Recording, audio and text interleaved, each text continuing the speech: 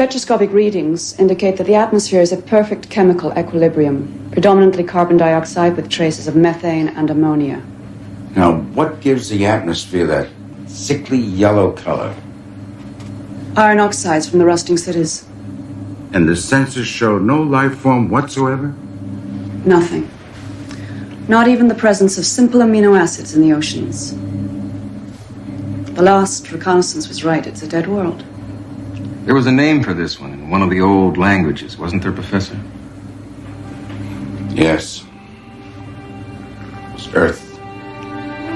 They called it Earth.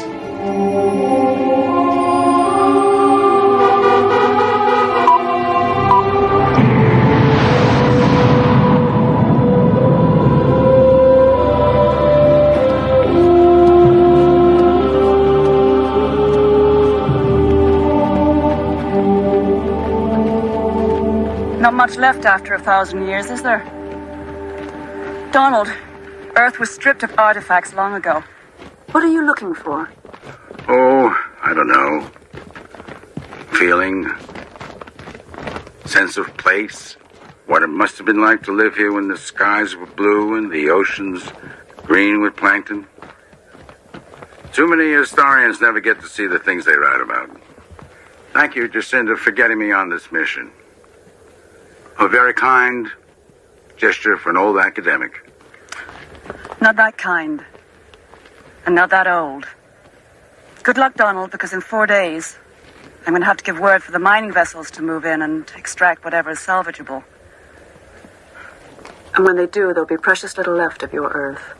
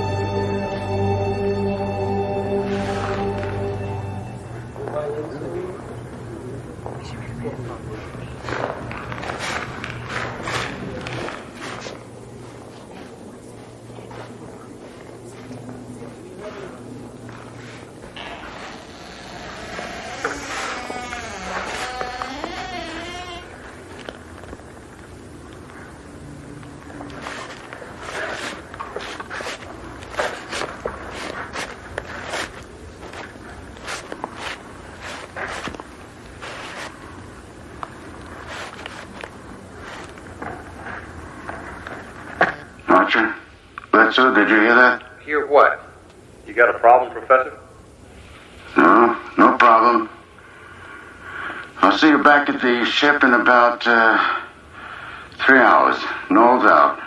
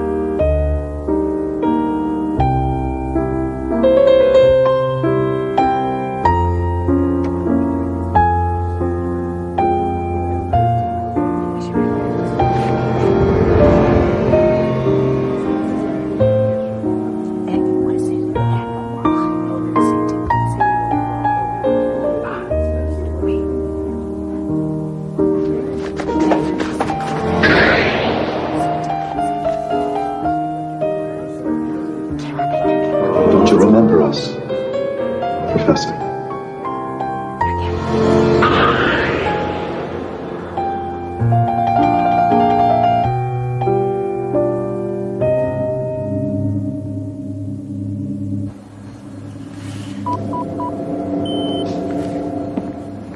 Donald, you're up late. So are you. There's lots of data to log. There's still a treasure trove of minerals on this planet. The inhabitants pretty well bled it dry of all the fossil fuels. There's a wealth of basalt, iron, uranium.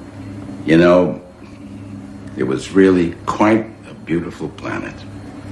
An amazing variety of flora. Climates ranging from the temperate to the tropical, from the Arctic to desert. This is where it all began, Jacinta. This is where we began. How did it happen, Donald? How did the planet end up like this? Greed, stupidity, the usual catalog of sins. They used refrigerants that slowly ate away the ozone layer.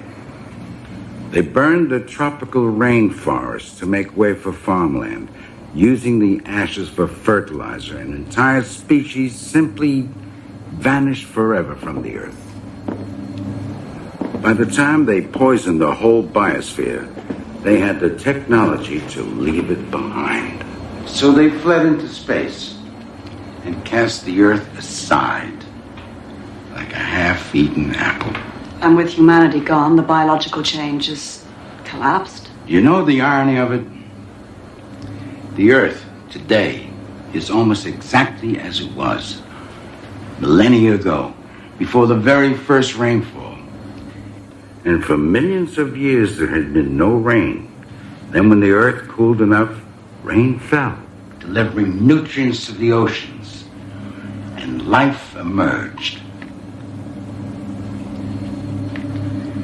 And here we are. Here we are. Returned to commit the final indignity on the planet that nurtured us. Here to put the knife to her one last time. Our ancestors killed this world, not us. The law prohibits us from mining any living world, only dead ones. Like it or not, Donald, Earth is a dead world now. And there's nothing we can do about that.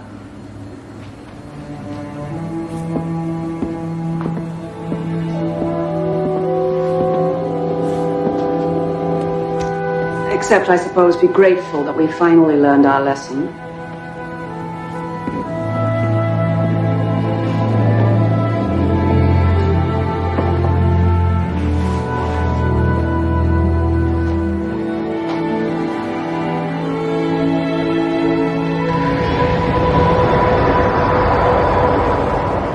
Do you remember us now, Professor?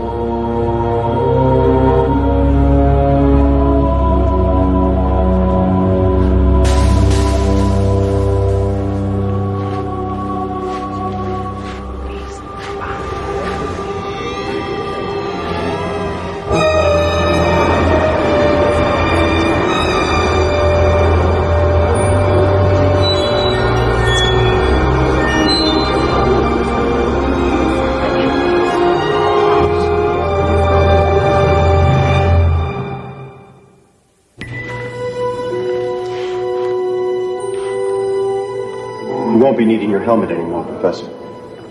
The air is breathable.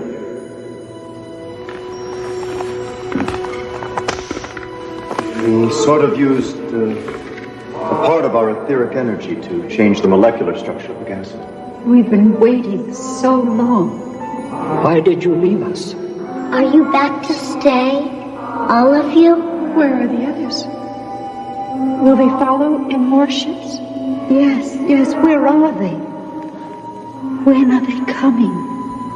My God. All of you.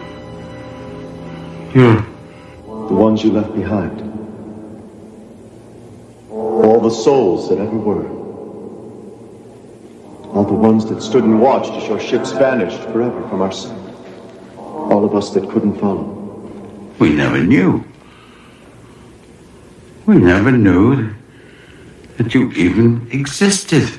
Didn't you? Didn't a part of you always know? Why is it so important to you to follow us? You're our children, our future, our immortality. Since time began, we've walked among you, sharing in your triumphs, your despair. But Now there's nothing. No children, no future. Just a ruined playground you left behind. It doesn't have to be this way. You can follow us, our ship. Your ships warp space in ways we can't. Those of us who have tried have come back disfigured or insane. It's a large universe, Professor. And not nearly as benign as you living like to think it is. Well, then, what can I do? Put your helmet back on.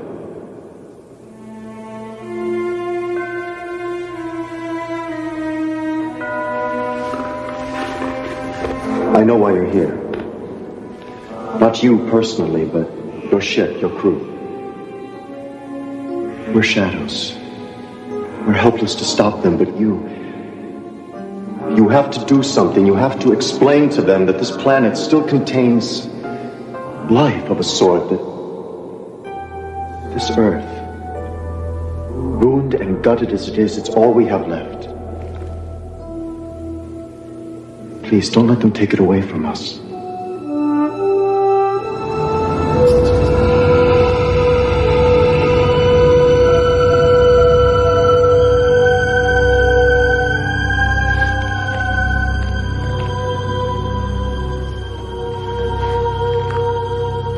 Donald, you can't be serious. Do you know what Archer and Bledsoe would say if they could hear you?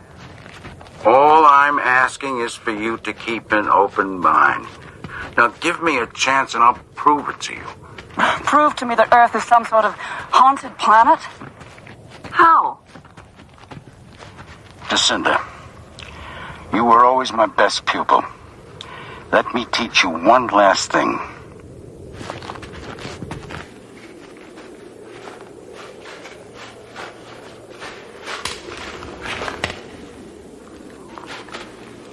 Hello? I've brought someone. Someone who can help. Please. Let us see you. Please. It's all right.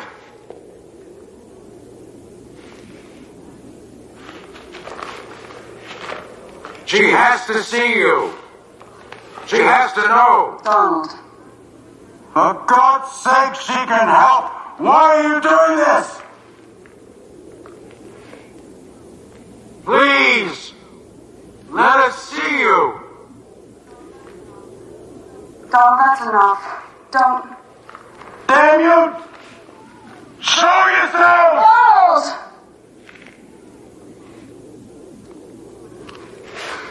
It's my fault. I knew what this planet meant to you. I shouldn't have invited you along to watch it be. Why don't I just forget we ever came here, all right?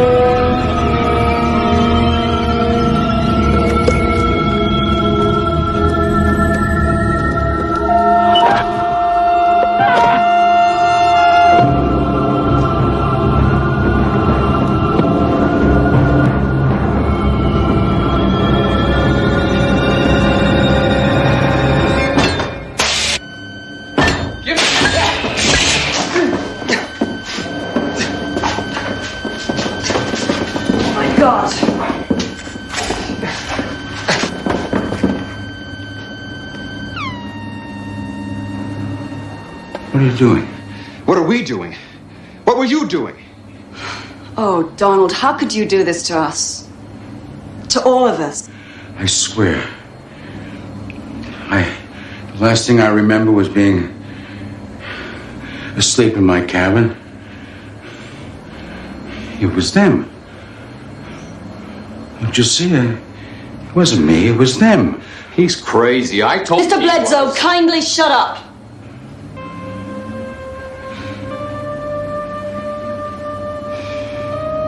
Mr. Archer, please assess the damage to the sensor web and then raise Central on subspace. Tell them we'll be returning Dr. Knowles to Outpost 12.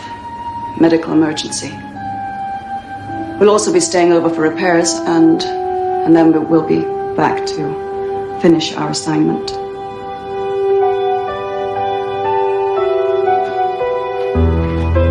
You cowards! You liars! Show yourselves! I dare you to show yourself to me! Back to your ship, Professor. You might as well.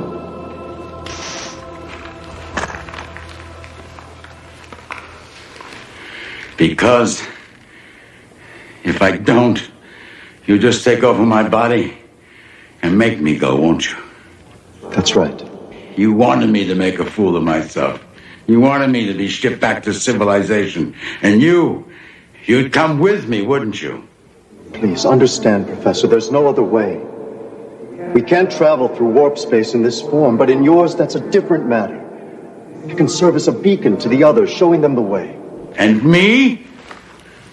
What happens to me, my body, when you're done with it? I'm not sure. I have to merge myself fully with your body in order to weather the journey. I'll try to leave it once we get there, but... You don't know if you can. Please try to understand. All we want is to reclaim our future. Your future? You don't deserve a future. Any of you. We may have fled the Earth once it became uninhabitable. But you were the ones who made it that way. You could have saved it. You could have done something, every one of you. But you didn't. Did you? How many of you thought you'd be on one of those spaceships fleeing the dying Earth? How many of you thought you'd escaped, but died before you could? What you say may be true, but it's over and done with long ago. There's nothing we can do about it now. Isn't there? You changed the air in this building from methane to oxygen, from poisonous to breathable. That's a different matter. This is a small, controllable environment. We're talking about a planetary scale. And even if we could, we might lose our consciousness, our awareness. Like you propose to do to me. Cowards. You're still the same cowards who let this planet die, aren't you? Go ahead. Take my body, my life. Save yourselves. At least, I'll know that when my time comes, I can die with a hell of a lot more courage and dignity than you.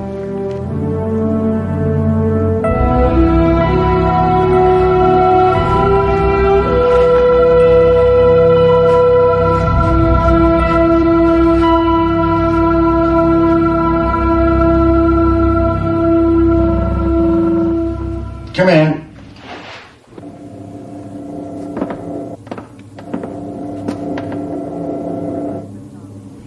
We're about to lift off. I told Central that you requested medical leave. Stress reaction to space travel. It's not uncommon. The damage to the sensor web was minimal. I didn't log your actions yesterday. I appreciate that. You're looking better. Rested. Yes, you might say that I'm expecting to be a new man once we leave the planet. Jacinda,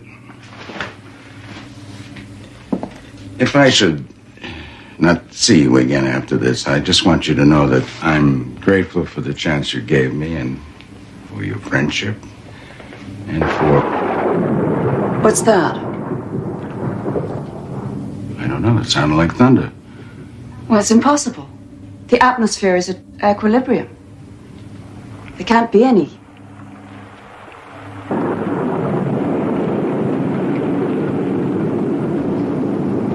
It's raining. It can't be. What the hell is going on? Is that really rain? Not just water either, but amino acids, nutrients raining into the ocean. Good God, I'm getting life form readings in the oceans. Well, that's impossible. It takes thousands of years for even the simplest life form to develop. It's as if something is accelerating evolution somehow. I don't know how, but... This can't be right. I mean, the sensors must be out of alignment after yesterday's damage. Oh my God, he's right. The ocean's suddenly swarming with cyanobacteria. Cyano what? Cyanobacteria was the first complex organism to evolve on the Earth. And it led the way for all life forms to come, including us. Does this mean what I think it means? What it means is we're out of a job.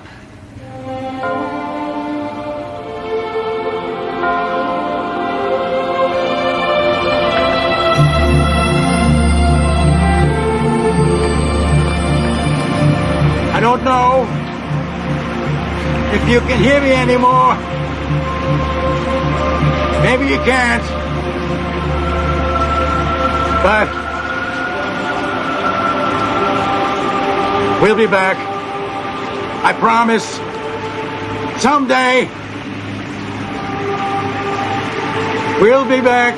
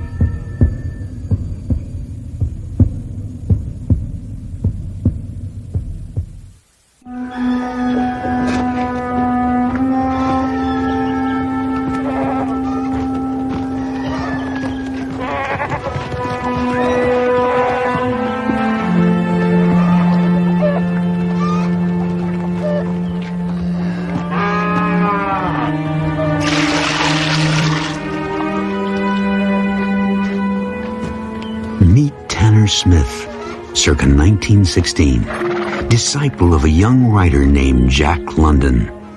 Tanner Smith, now consigned to what is affectionately known by the Bowery Boys as the Ref. A grim sojourn into solitude, despair, pain, and sooner than he knows, a curious corner in the Twilight Zone.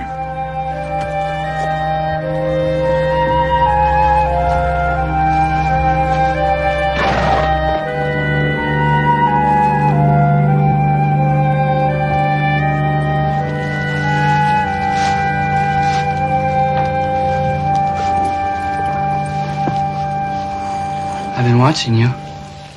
I know. You gonna tell your father? Why would I do that? I wouldn't want to get you into trouble. It'd be worth it. You're so pretty. Does your hair always shine like that? Almost always. I saw you go into the library. I like to read. Well, so do I. Books about wolves. You better go. I wouldn't want you punished. But I want to see you again. Talk to you. I don't think that would be wise. I'm not wise. I'm just hungry for someone. I'm Tanner. Tanner Smith. I've got to go. Oh, wait. Well, can I see you again? Please? We'll have to be careful.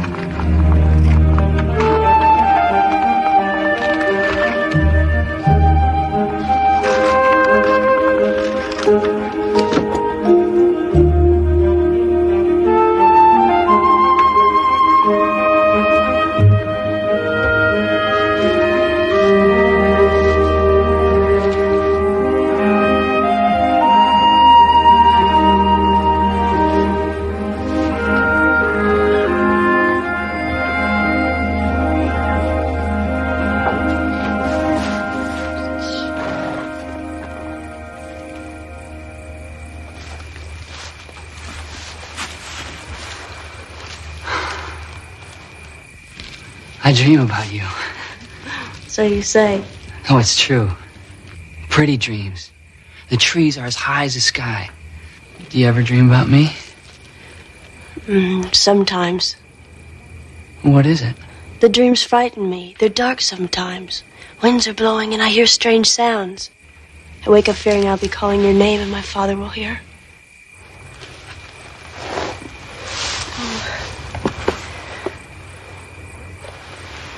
I have another book for you, Tanner.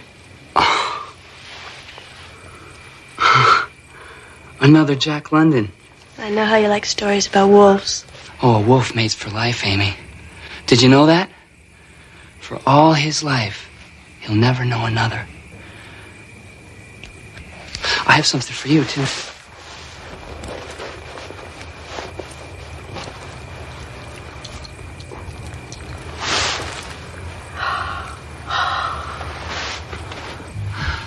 It's lovely. It was my mother's. Really? No. That ain't true. I don't want to lie to you, Amy. I don't ever want to lie. Then where'd you get it? I picked it off a drunk in Chatham Square.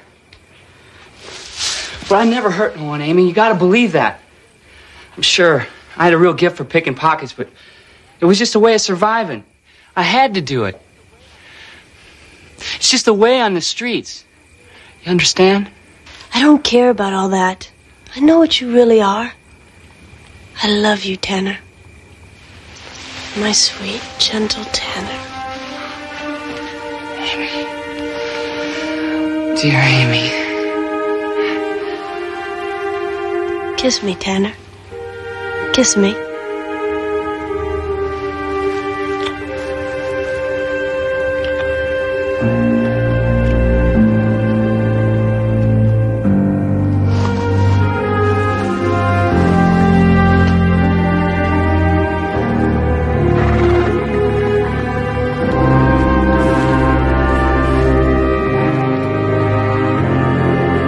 Thus saith the Lord, I will deal with thee even as thou hast done.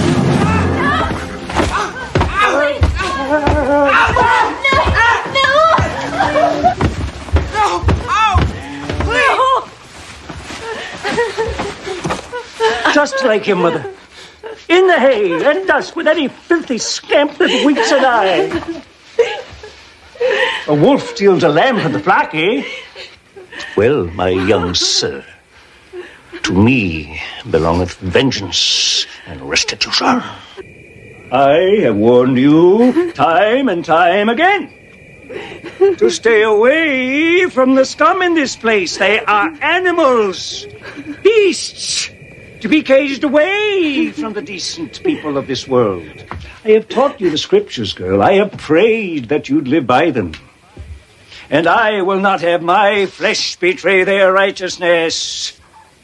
I hate you. And if you should choose to disobey me again and crawl to him in the night, I'll know it. And I will see to it that he's found dead in some dark hallway. No!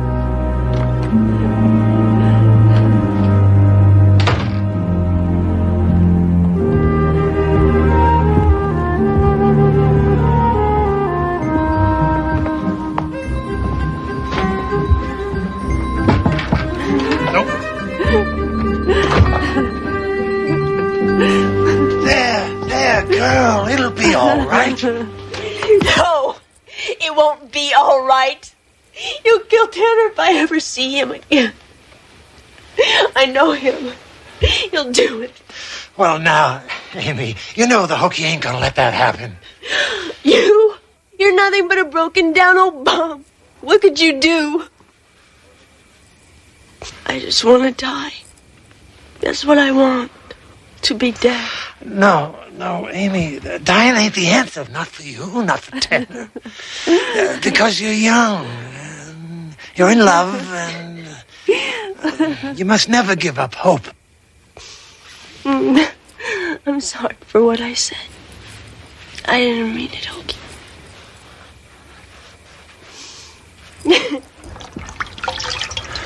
Oh.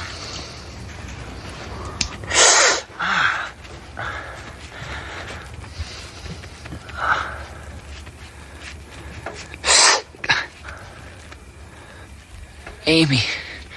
Have you seen her? Her father didn't hurt her, did he? Not her spirit, boy. She's a bright arrow. She has the power to soar above her father's deviltry. Oh. You know where she might be? She spends her evenings in the library, poring over the books like she's searching for something. I gotta see her. No, Tanner, you can't. Her father told her he'd have you done in if she saw you again. I don't care. No, Tanner, you mustn't. I gotta see her. Oh, Tanner, no.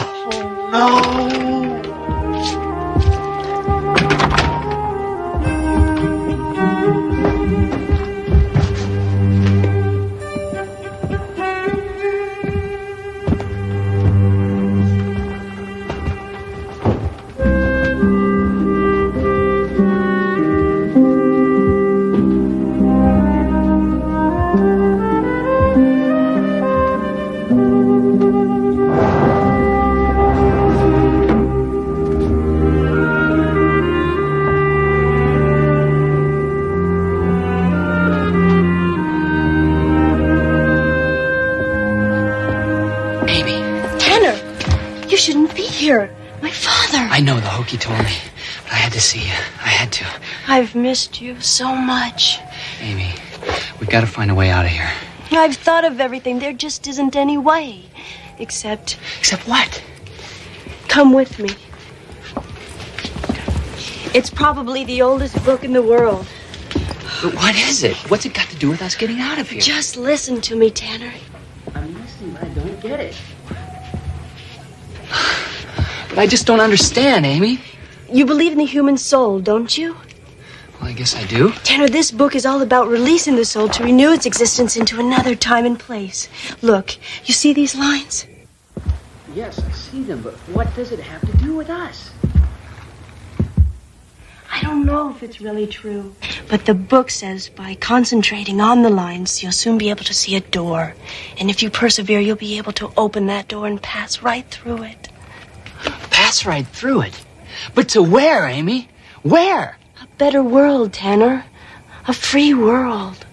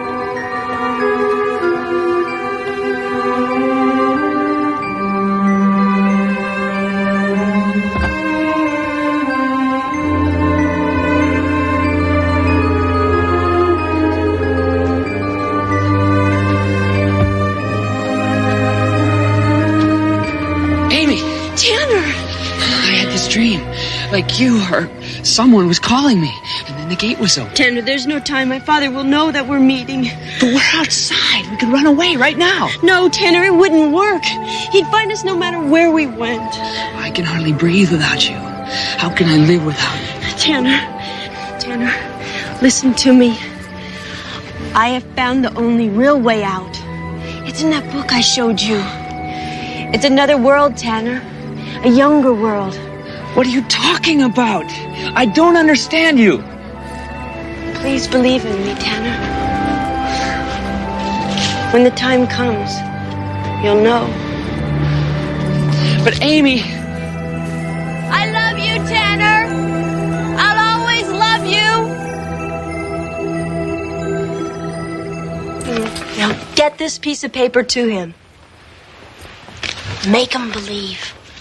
Promise me. I promise, Amy, I promise, but I don't think he'll believe me. If you're convinced, he'll believe you. Amy, are you sure of what you're doing? For the first time, I do feel hope. Now remember, Hokey, I may seem dead, but I won't be. My mind and spirit will just separate from my body.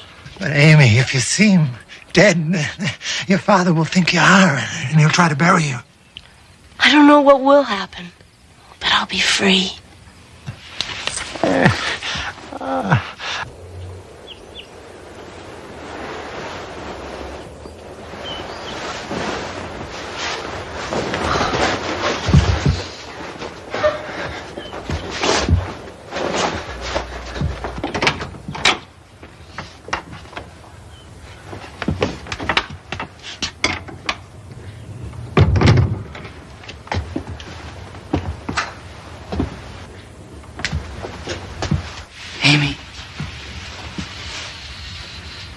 Amy, wake up.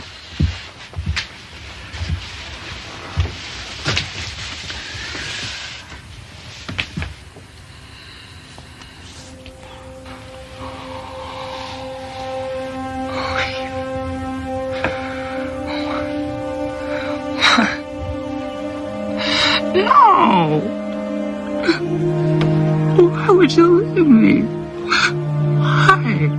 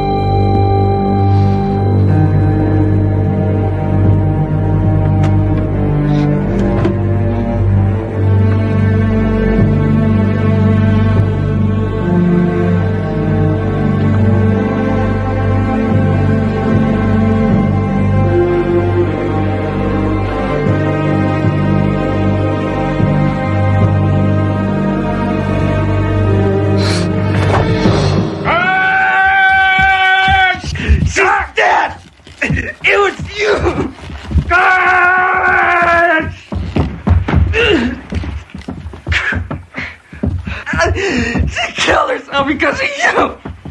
Damn you! Take him to the hole and lace him up tight! You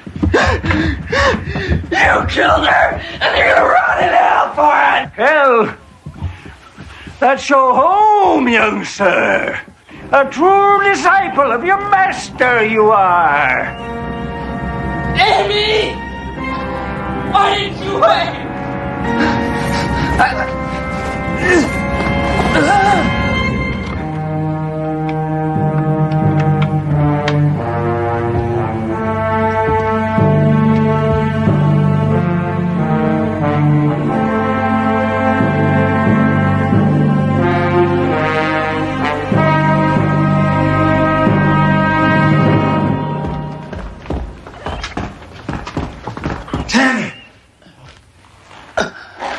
Hokey? She's dead. No, Tanner, I swear I saw her. She left her body. moving into the other world. But how can that be? She told me how she did it, and how you can do it too. Thou shalt vow a vow unto the Lord thy God. Thou shalt not slack to pay it. For the Lord thy God shall surely require it of thee. Thou art my battle axe and my weapon of war.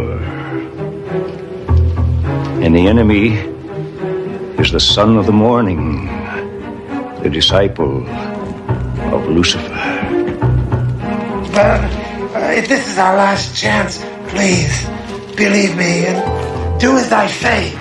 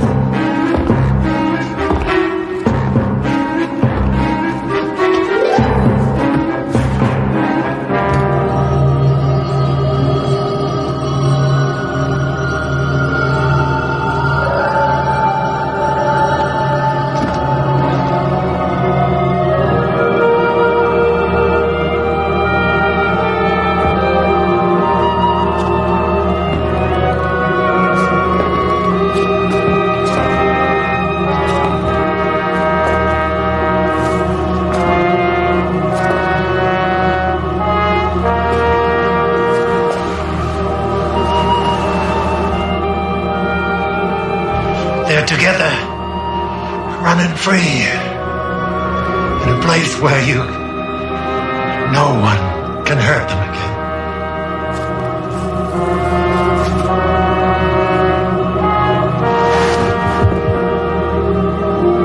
A song of the younger world.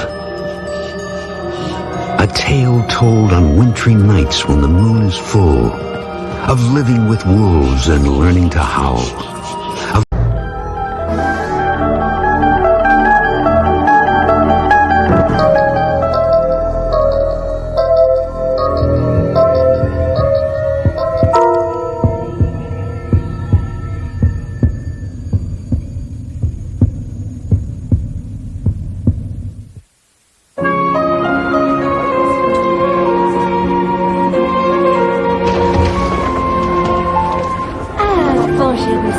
Hello, Marie.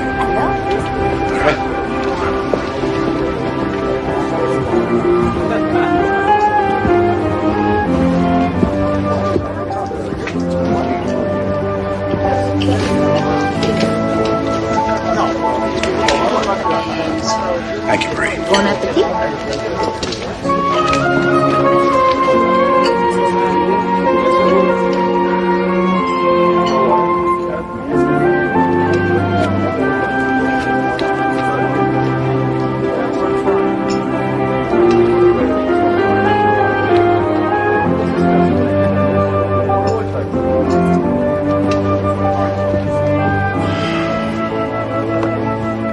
Found this in my office, on the floor.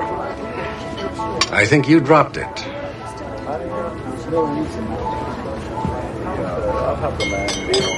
Ira, I've seen you staring at that picture before, mooning over it. I know it's none of my business, and I shouldn't pry, but are you and Valerie having, problems? Marvin, what are you talking about? She isn't a client, is she? client?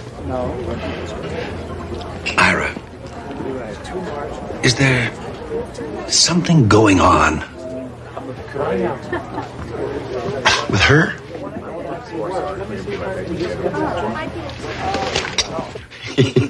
Can you believe it? He wanted to know if I was having an affair with the girl in the picture.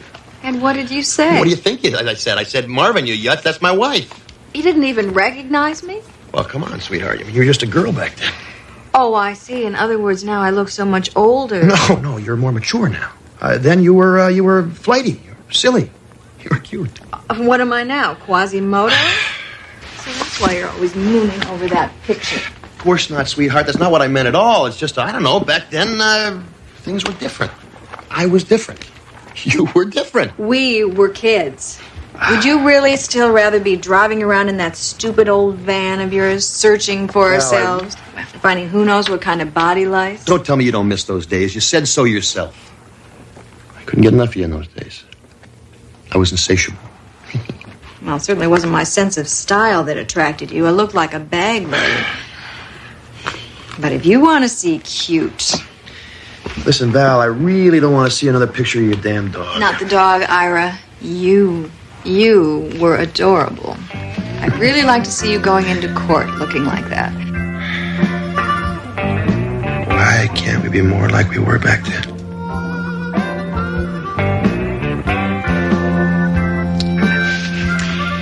It's late. I gotta get up early. Hey. I am still insatiable, you know. So take an appetite suppressant or something. I'm going to sleep.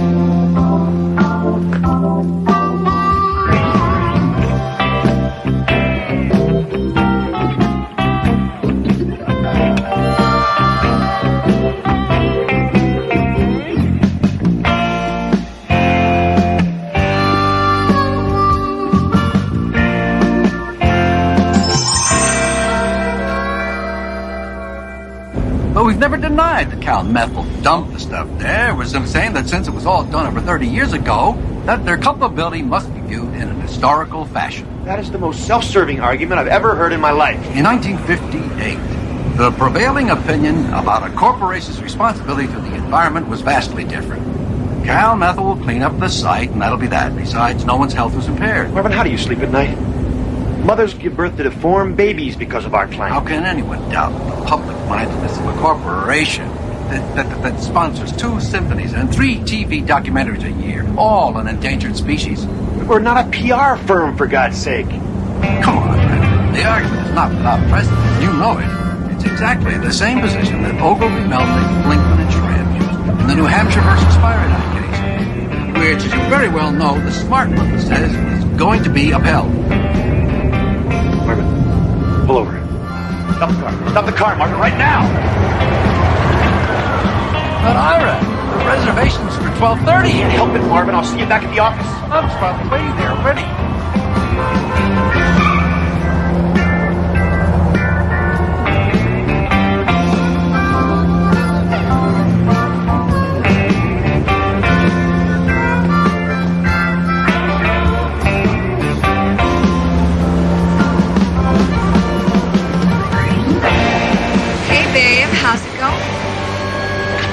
What is this, some kind of a joke? I knew it. I knew you'd freak when you saw me. What'd you do to your hair? You're supposed to be at work now? Cool out, Ira. Don't you like what you see? Val, this isn't funny. It isn't supposed to be. Come on, Ira, relax. You've been wanting me this way for a long time now, haven't you? Yeah, but I... Then quit fighting me.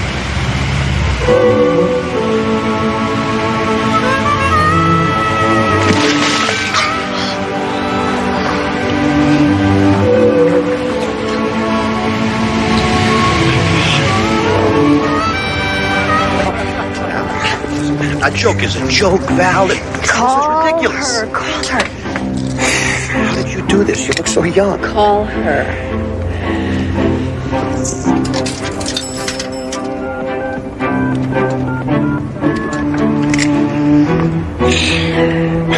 aerobics. Can I help you? Yeah, Annie? Ira? Yeah, it's Ira, right. Valerie's not there, is she? Yeah, of course she is. She is? I told you. Yeah, you want to talk to her? Yeah. I'll put her on. Hello? Valerie? Ira? What's wrong, hon? You sound... Wrong? No, nothing's wrong. I won't be home for dinner. You have a late appointment. I have a late appointment. Oh. Okay. Ira? Yeah, Val, listen, I'll get something to eat somewhere. Love is all you need. Love is all I need. Listen, Val, I'll get something at the deli, okay? Ira, are you sure you're all right? You sound like you've had a stroke. No, I'm fine. I'm real fine.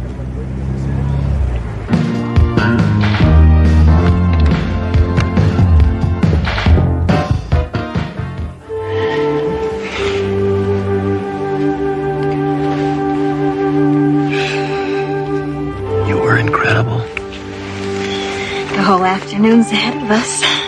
Val, I am totally wiped out. I'd have to be hospitalized by nightfall. This day, it's real. You are real. And I'll be here for you whenever you want me. But how did you? Where did you? I'm the girl you married, Ira. The one you dream about. Why, don't ask so many questions, Ira. You can blow a good thing that way. Don't you get it? You've been thinking so much about the way it used to be that what you want so bad has become real. That's me. The Valerie that you remember. The one you hoped would never change. And I haven't. I wish I could say the same. Tell me about it. What's with the suits? That is my court costume. You did it. You're a public defender like you are. Corporate counsel. Bummer. Well, my life's not so bad. Then why are you so sad? You never used to be a sad person, Ira. What happened? Valerie, yippies turned into yuppies. Jerry Rubin runs a business networking salon, whatever the hell that might be, and that is what happened.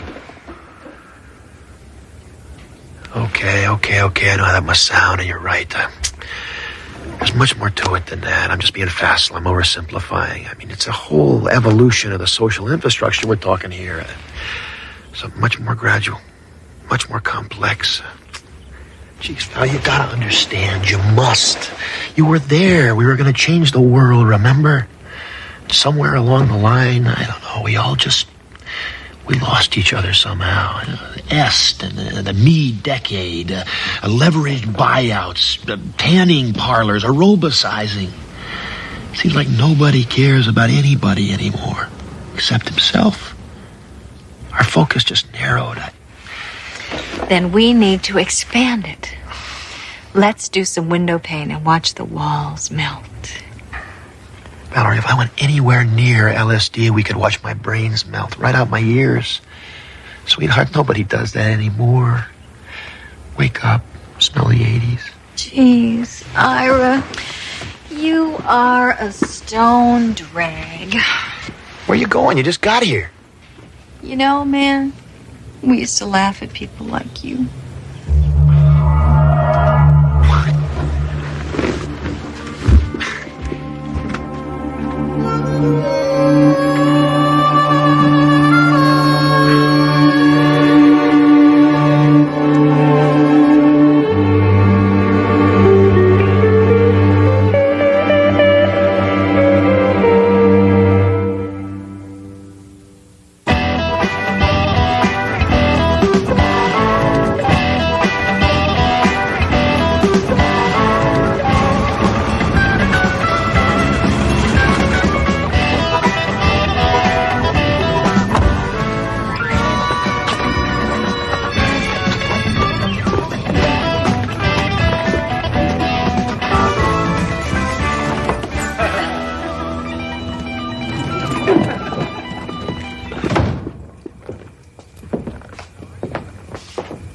Valerie?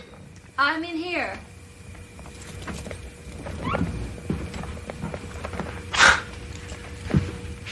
Who's laughing in here?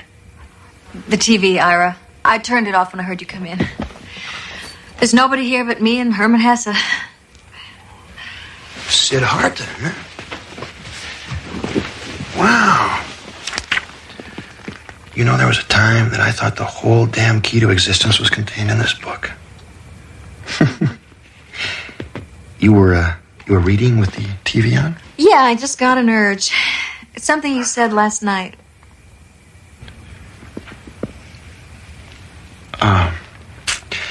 Don't stop on my account.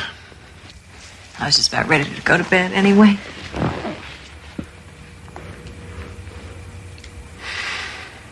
You go on. I'll be up in a while. I have some transcripts to proof.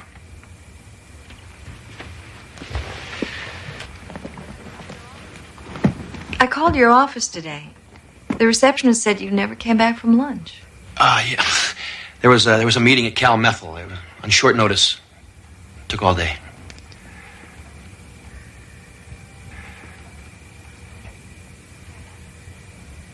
Okay, Ira.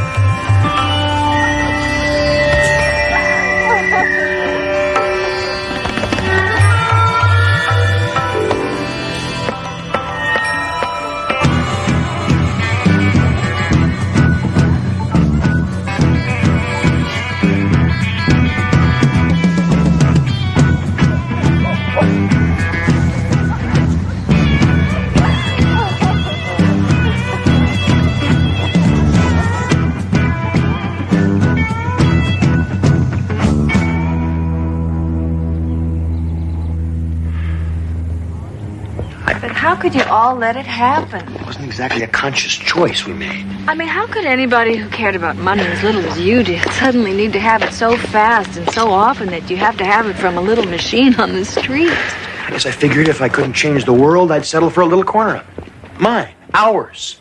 Make it safe and secure, and that takes money. And have you done that?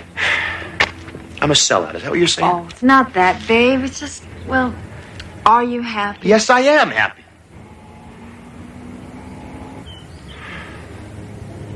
I don't know. most of the time I am. Something is missing. Sure there is. Me. Come on, honey, you've got to tell her. What about I've been a memory too long. It's her turn now.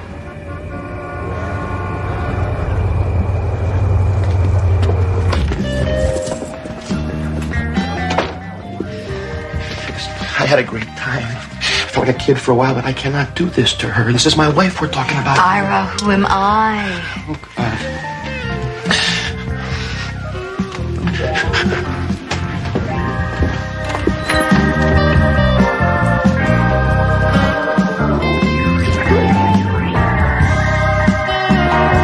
Valerie?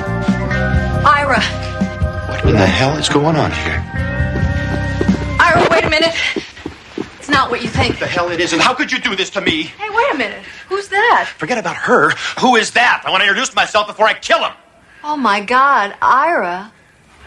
It's me. So you've been doing it, too. What do you mean, too? Come on, everybody. Let's not get uptight. You know, you're beginning to sound like something out of a rerun of the Mod Squad.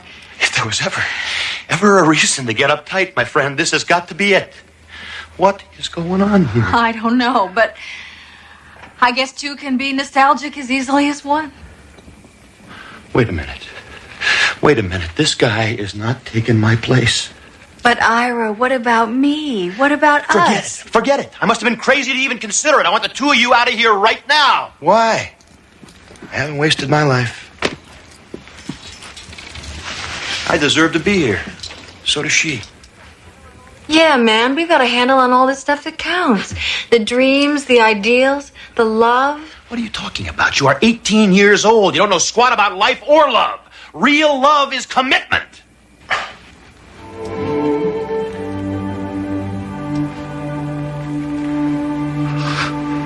What am I saying? But you're right. You're absolutely right. Ira, we almost made a stupid mistake. Say, we nearly lost each other because these two. Where'd they go? Who cares? They were beginning to annoy me anyway. They? You mean we? Were we really like that? All that arrogance, that naivete, that pomposity. Idealism, the passion, the fire. Well, what if they're right, Ira? What if we've really wasted our lives? You know, I wasn't aware of the fact that our lives were over. I mean, just don't suddenly lose your social conscience because you cut your hair, you know. Come here, will you? Come here. You know that world out there that you wanted to change?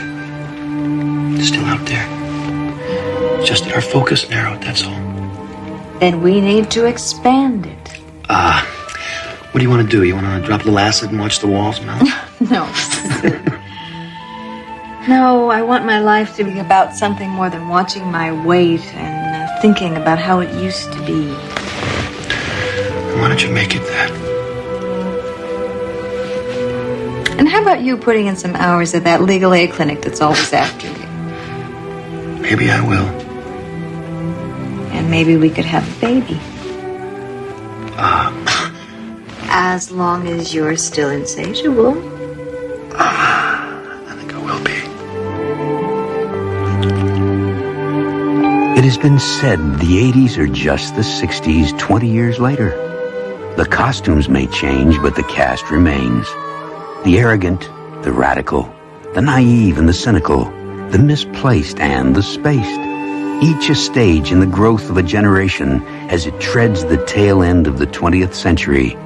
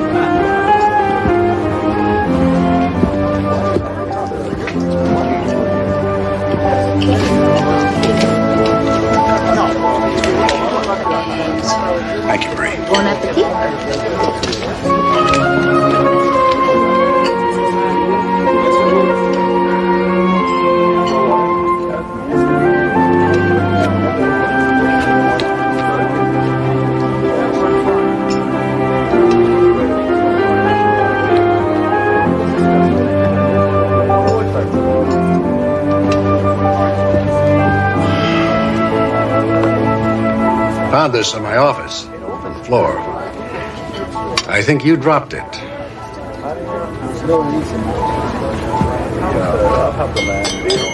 Ira, I've seen you staring at that picture before, mooning over it.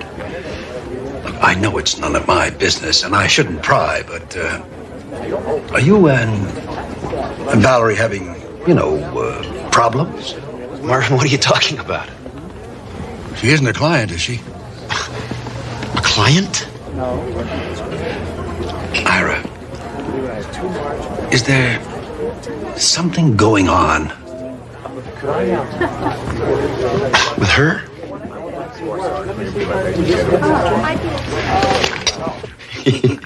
Can you believe it? He wanted to know if I was having an affair with the girl in the picture. And what did you say? What do you think I said, Marvin, you yuck, that's my wife. You didn't even recognize me? Well, come on, sweetheart. I mean, you were just a girl back then. Oh, I see. In other words, now I look so much older.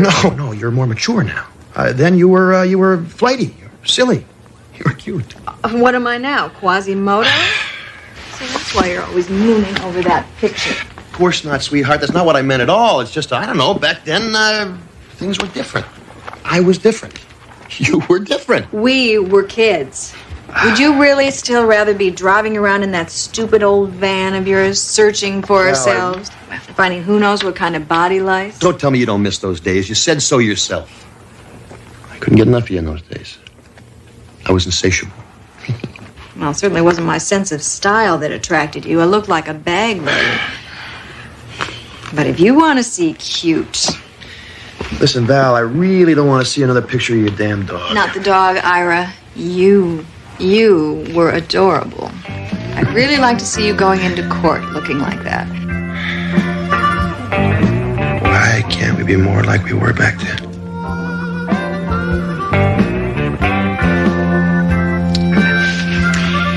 It's late. I gotta get up early. Hey. I am still insatiable, you know. So take an appetite suppressant or something. I'm going to sleep.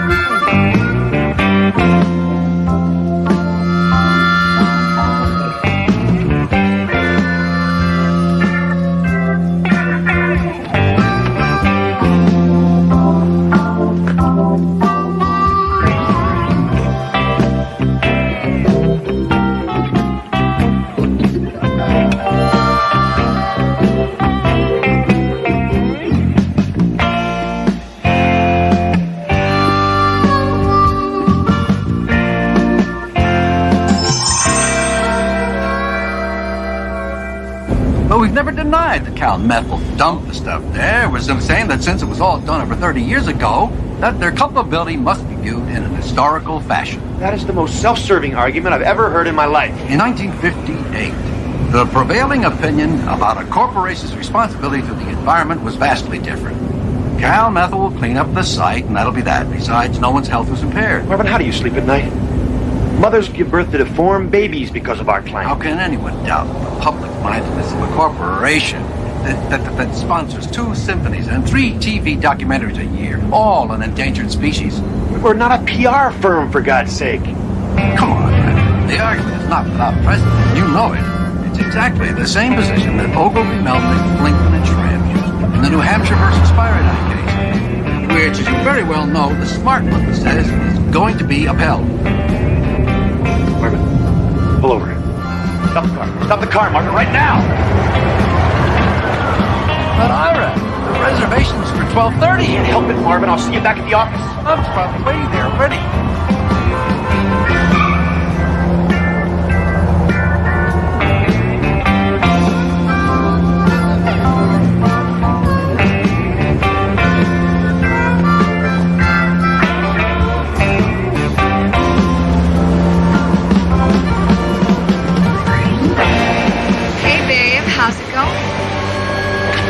What is this, some kind of a joke? I knew it. I knew you'd freak when you saw me.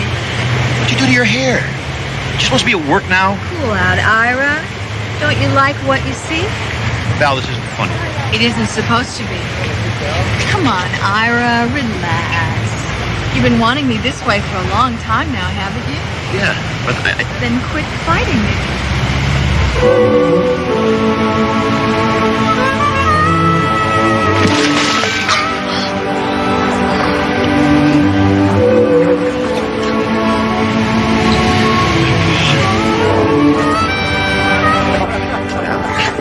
A joke is a joke, Val. This is ridiculous. Call her. How did you do this? You look so young. Call her.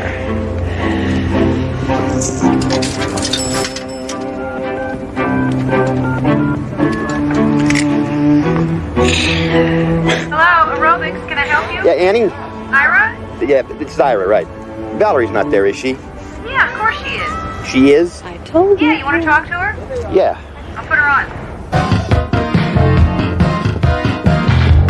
Hello? Valerie? Ira? What's wrong, hon? You sound... Wrong? No, nothing's wrong. I won't be home for dinner. You have a late appointment. I have a late appointment. Oh. Okay. Ira? Yeah, Val, listen, I'll get something to eat somewhere. Love is all you need. Love is all I need. Listen, Val, I'll get something at the deli, okay? Ira, are you sure you're all right? You sound like you've had a stroke. No, I'm fine. I'm real fine.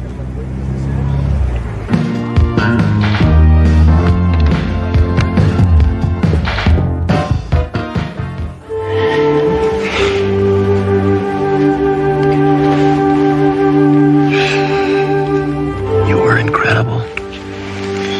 The whole afternoon's ahead of us. Val, I am totally wiped out. I'd have to be hospitalized by nightfall. This day, it's real. You are real. And I'll be here for you whenever you want me. But how did you? Where did you? I'm the girl you married, Ira. The one you dream about. You don't ask so many questions, Ira. You can blow a good thing that way. Don't you get it? You've been thinking so much about the way it used to be that what you want so bad has become real. That's me. The Valerie that you remember. The one you hoped would never change. And I haven't. I wish I could say the same. Tell me about it. What's with the suits? That is my court costume. You did it. You're a public defender like you are. Corporate counsel. Bummer. Well, my life's not so bad. Then why are you so sad? You never used to be a sad person, Ira. What happened? Valerie, yippies turned into yuppies. Jerry Rubin runs a business networking salon, whatever the hell that might be, and that is what happened. Okay, I know how that must sound, and you're right. There's much more to it than that. I'm just being facile. I'm oversimplifying. I mean, it's a whole evolution of the social infrastructure we're talking here. Something much more gradual, much more complex. Jeez, Val, you gotta understand. You must. You were there. We were gonna change the world, remember? Somewhere along the line, I don't know, we lost each other somehow. Est and the me decade, leveraged buyouts, tanning parlors, aerobicizing. Seems like nobody cares about anybody anymore, except himself. Our focus just narrowed. Then we need to expand it. Let's do some window pane and watch the walls melt. Valerie, if I went anywhere near LSD, we could watch my brains melt right out my ears. Sweetheart, nobody does that anymore. Wake up, smell the 80s. Jeez, Ira, you are a stone drag. Where you going? You just got here. You know, man, we used to laugh at people like you.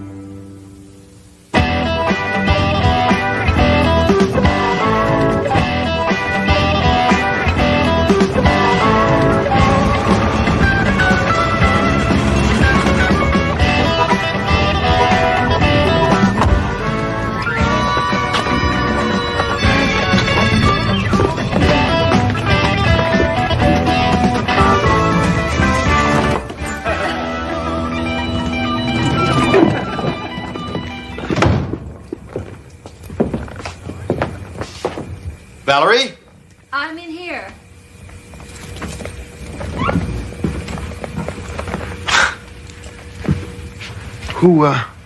Who's laughing in here? The TV, Ira. I turned it off when I heard you come in. There's nobody here but me and Herman Hesse. Sid Harton, huh? Wow. You know, there was a time that I thought the whole damn key to existence was contained in this book. You were reading with the TV on? Yeah, I just got an urge. It's something you said last night.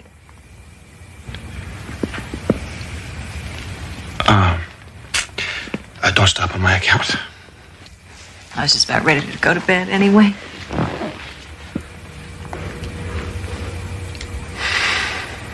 You go on. I'll be up in a while. I have some transcripts to proof.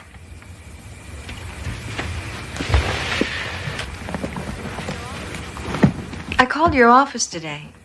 The receptionist said you never came back from lunch. Yeah. There was a meeting at Cal Methyl. They were on short notice. Took all day.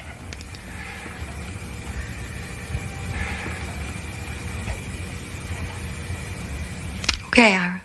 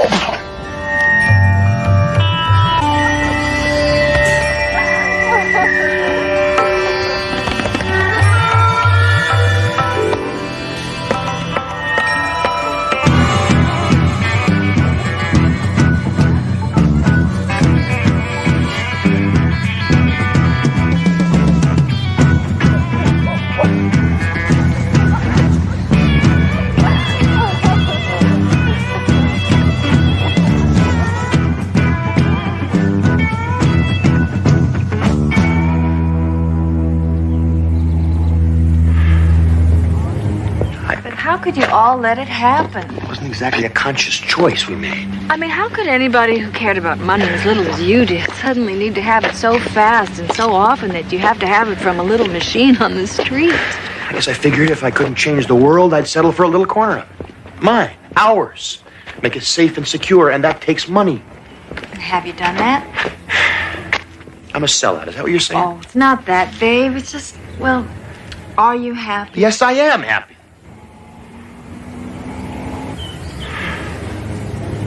I don't know. Most of the time I am. something is missing. Sure there is. Me. Come on, honey, you've got to tell her. What about I've been a memory too long. It's her turn now.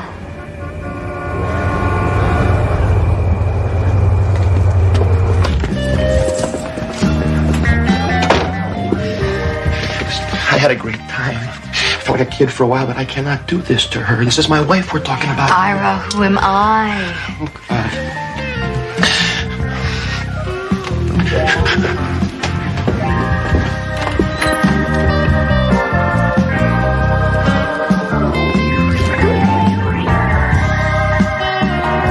Valerie? Ira. What in the hell is going on here? Ira, wait a minute. It's not what you think. What the hell it isn't? How could you do this to me? Hey, wait a minute. Who's that? Forget about her. Who is that? I want to introduce myself before I kill him. Oh, my God, Ira. It's me. So you've been doing it, too. What do you mean, too? Come on, everybody. Let's not get uptight. You know, you're beginning to sound like something out of a rerun of the Mod Squad. If there was ever a reason to get uptight, my friend, this has got to be it. What is going on here? I don't know, but I guess two can be nostalgic as easily as one. Wait a minute. Wait a minute. This guy is not taking my place. But Ira, what about me? What about us? Forget it. I must have been crazy to even consider it. I want the two of you out of here right now. Why? I haven't wasted my life.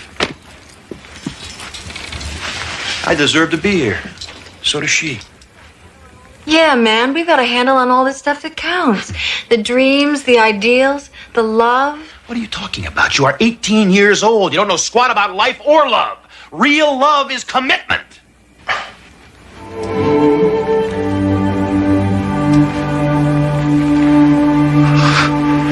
What am I saying? But you're right. You're absolutely right. Ira, we almost made a stupid mistake. Say, we nearly lost each other because these two. Where'd they go? Who cares? They were beginning to annoy me anyway. They? You mean we? Were we really like that? All that arrogance, that naivete, that pomposity. Idealism, the passion, the fire. Well, what if they're right, Ira? What if we've really wasted our lives? You know, I wasn't aware of the fact that our lives were over. I mean, just don't suddenly lose your social conscience because you cut your hair, you know. Come here, will you? Come here. You know that world out there that you wanted to change? It's still out there.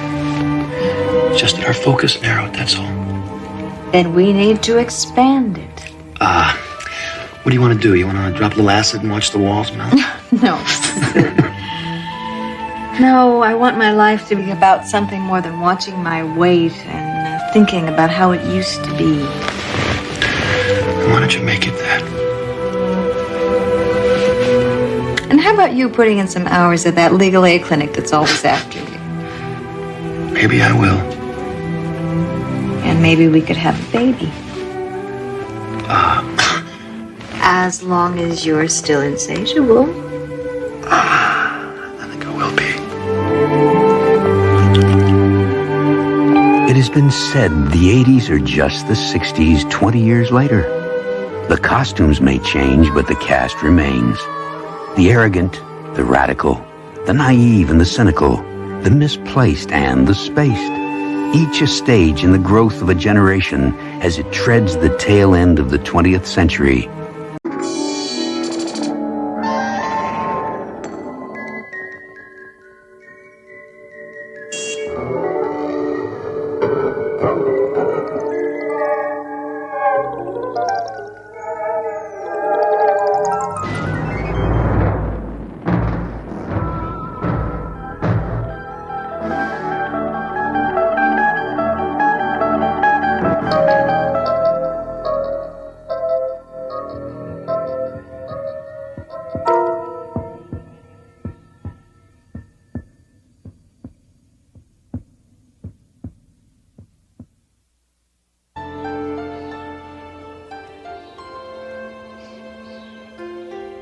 crazy. That's what he is.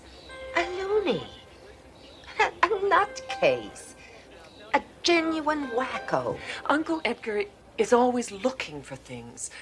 Things like 3 paper clips or a chrome coat hanger. Or 1 patent leather tap shoe. He rummages through trash cans. He goes to garbage dumps. He's always bothering my other tenants. One day it's bicycle spokes. Then it's baseball cards. And who do the tenants complain to? Yours truly. He won't let anybody into his apartment. Not even his own niece. All that junk he's collecting, it's a fire trap. He could hurt himself. And other people. Namely, me. He needs your help. Yesterday, he wanted a yo-yo. By 6 o'clock. And last week, pieces of broken dolls. Heads, arms, legs. Please do something, Doctor. Please, for his sake. And ours.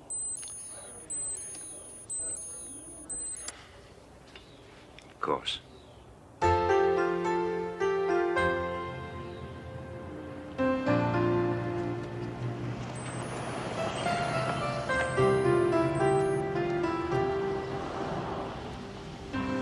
His bell don't work. Mrs. Milligan. I think he's disconnected it. Down there, in the basement. Oh, thank you.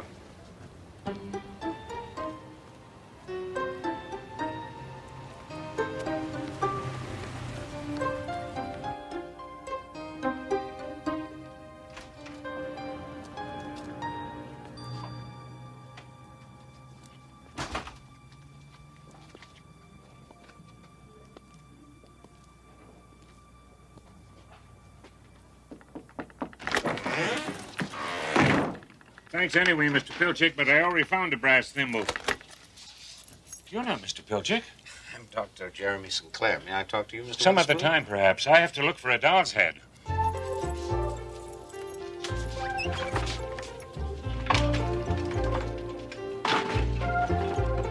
One old man in a private world of irrational urgencies.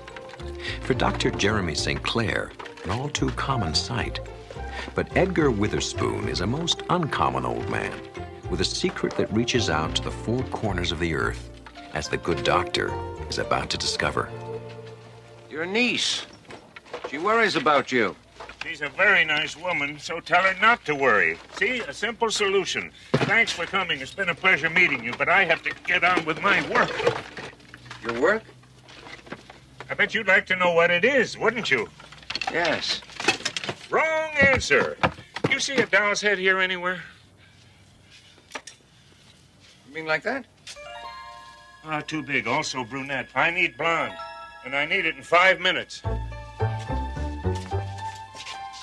And, what for? You want Santa Barbara to fall into the ocean? Then stand aside, sir. Stand aside.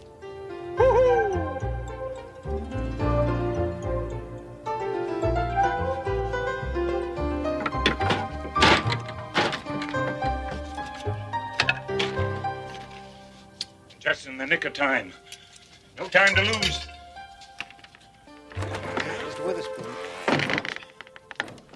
I'm sorry. I shouldn't be rude. You've come all this way to see me. May I come in? And it was so nice, a pleasure meeting you. Tell my niece hello. Now, if you'll excuse me, I've got to stop the shaking in Santa Barbara. Mr. Witherspoon. On your way out, could you dump this?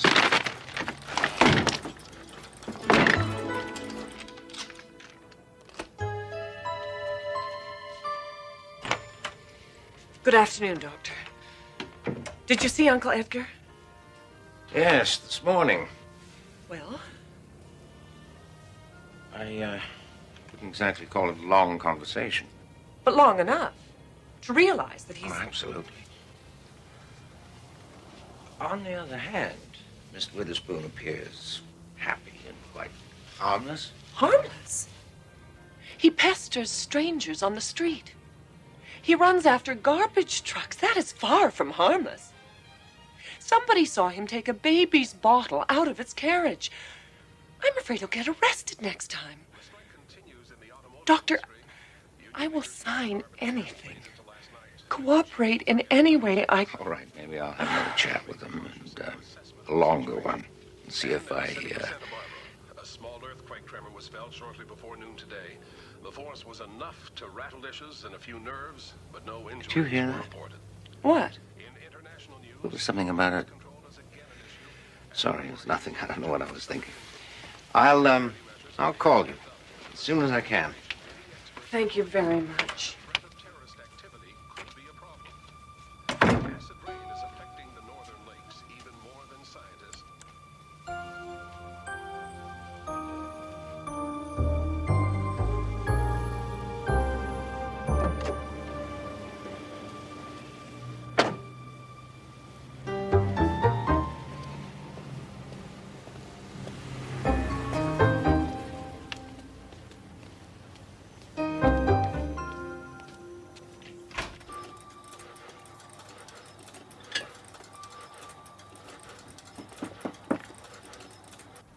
Mr. Witherspoon?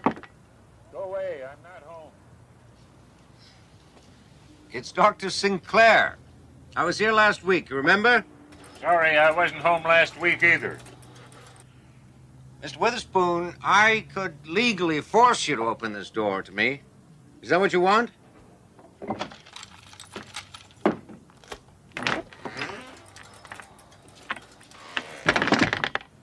You're a curious one. Odd, you mean? I mean nosy. I'm paid to be nosy. Curious, I mean. Really? Don't you think that's odd? Most people are curious for nothing. That's very nice for you. Are the hours good? Mr. Witherspoon, why do you collect dolls' heads, shoes, paper clips? I can't afford Rembrandts. What? Oh, no. Oh, no. As usual, it's been lovely. Please don't call again. I may have to. And next time it might not be so lovely. You understand what I mean, Mr. Witherspoon, wouldn't you? Rather invite me in of your own free will. You must. You must.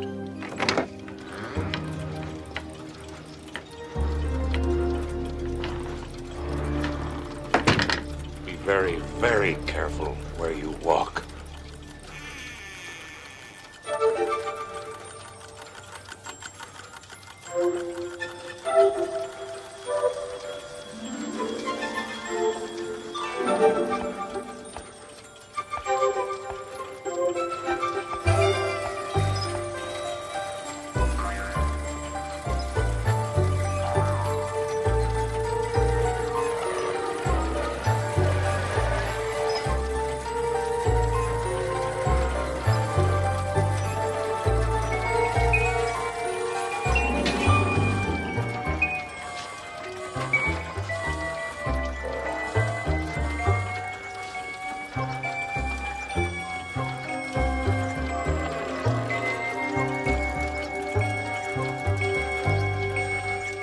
That was a close shave.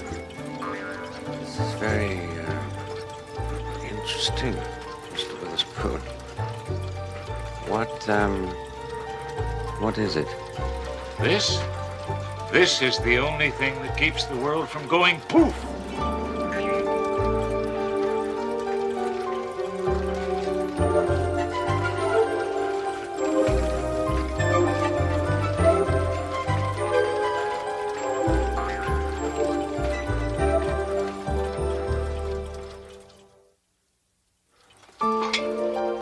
Now, let me understand you clearly, Mr. Witherspoon. You say that this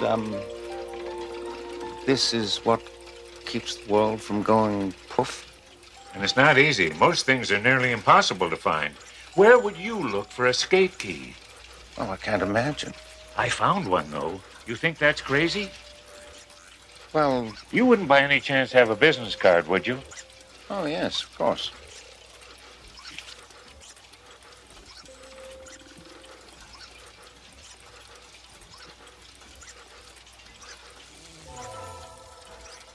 That was an easy one. Well, I won't take up any more of your time. I've seen more than enough. I used to be an engineer. Earned lots of money. Then I retired. Worst mistake I ever made. Life was so damned boring. And then the voice spoke to me. Oh, you also hear voices. You too? Please, tell me about it. I was sitting in the park one day feeding the pigeons, and suddenly, there it was, the voice. Edgar, it said. Have you ever been to England? Oh, yes, why? No, that's what the voice asked me. Edgar, it said, in the heart of Big Ben, there is a pendulum that tells the clock how fast to tick. At the bottom of the pendulum, on top of the big weight, there's a stack of pennies. Every so often, they take one off. The clock speeds up. Or they put one on. The clock slows down. The pennies change the balance just a little, but enough to keep the whole mechanism running perfectly. So, what you have here is some kind of clock. Of course not. Why would I build a clock? $3, any drugstore. Doesn't lose 10 seconds in a year. Anyway, the voice said, Edgar, the world is a funny place. Little wars here, big wars there, volcanoes going off, storms, tornadoes, a terrific amount of noise and bother. You have to build something that will keep the world from going too far, maybe even going poof. What the pennies do for Big Ben, this does for the world. Who do you think it is who's speaking to you? Well, sometimes I think it's God. And then I think, no, God would have a deeper voice. Would you care for a prune, Doctor? Oh, no, thank you. I was just leaving. But you've just arrived. Oh, careful! I have no idea how the thing works. All I know is that the voice tells me what it needs, and I get it. Goodbye, Mr. Witherspoon. You keep up the good work. We could call it a sculpture. Would that make my niece happy? What? Oh, no. If you happen to run across an old tuba, would you bring it by? I need it in 2 hours.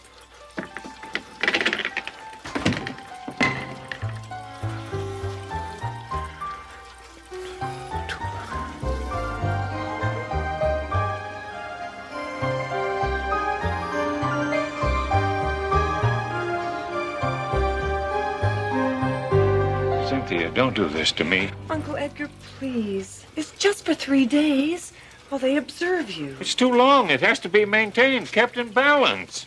Mr. Witherspoon, you hear voices. That isn't normal. You must understand that. You hear voices, too. No, healthy people do not hear voices. You hear mine, don't you? That's not the same thing. Why, what's the difference between a sane man hearing a crazy voice and a crazy man hearing a sane voice? Maybe the truth is somewhere in the middle.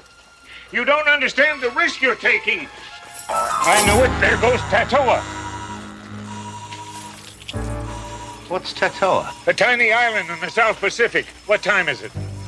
3:17. At 3:17 in the afternoon, Tatoa became history because of you. Please, well, there's still time. It'll take me days to clean up this junk. Keep her away from it. Remember Tatoa. Classic psychosis. Tired, feeling useless, he created a typical delusion of grandeur that he was vital to the world's survival. Poor Uncle Edgar. You will take good care of him, won't you? Mideast stalemate continues. Congress passes Transportation Act. And in the South Pacific, the tiny island of Tatoa is destroyed by a tidal wave. Details on this and all the news in an hour. Did he say Tatoa?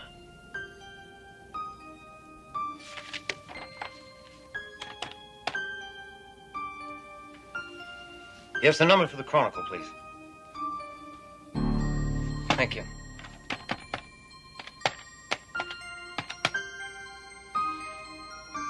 Hello, I want to check on a news story. I just heard something on the radio about a tidal wave destroying an island. Yes, that's it. Are there any details? Really? I don't know. When? This afternoon? I mean, exactly what time? Thank you. Miss Walker!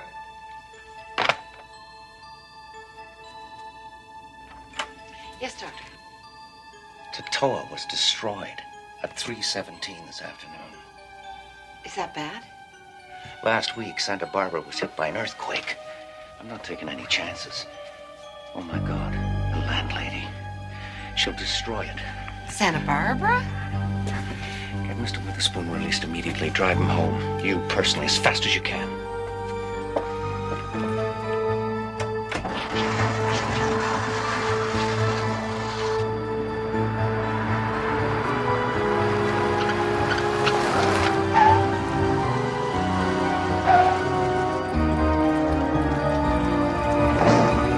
Don't touch a thing!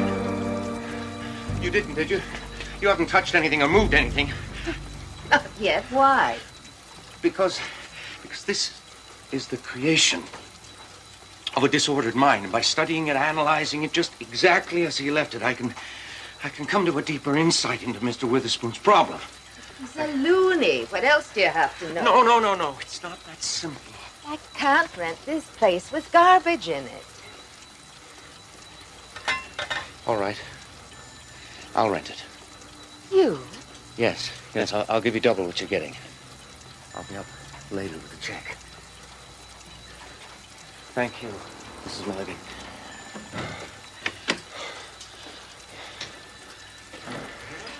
He's escaped. Excuse me. Hello. Mr. Witherspoon! Mr. Witherspoon! Should I call the cops? No. Everything's going to be fine, Mrs. Milligan.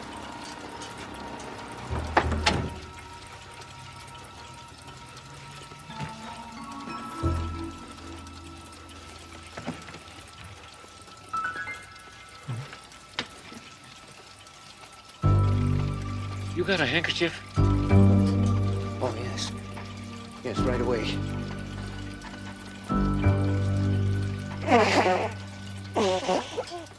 Thanks. That lady had me dressed so fast, I left mine behind. Mr. Witherspoon, I don't know how to begin to apologize. Nothing in my training had prepared me for a case like yours. Well, nice meeting you. Where are you going? Away, finally, after 11 years. But what about Puff? The voice spoke to me while I was in your hospital. It said, "Edgar, have you ever been to Miami?" I said, "No, but I used to think it would be a nice place to retire." "Go for it," the voice said. "You're off duty."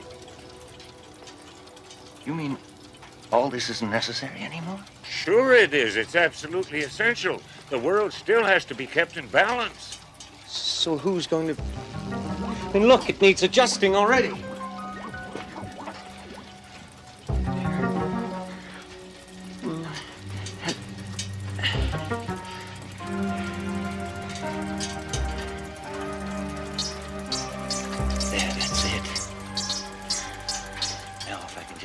Pong ball in there by 7:13 now.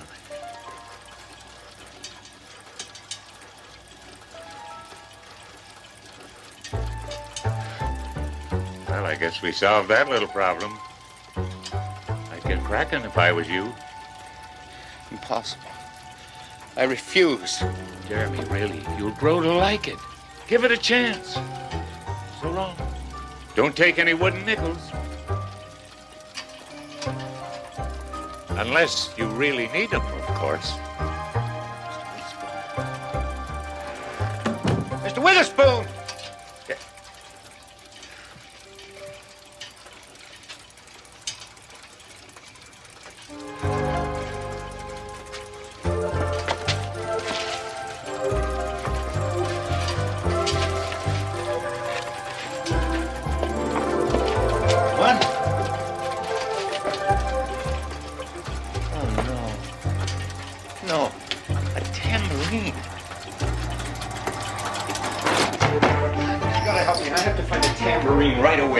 Please, Can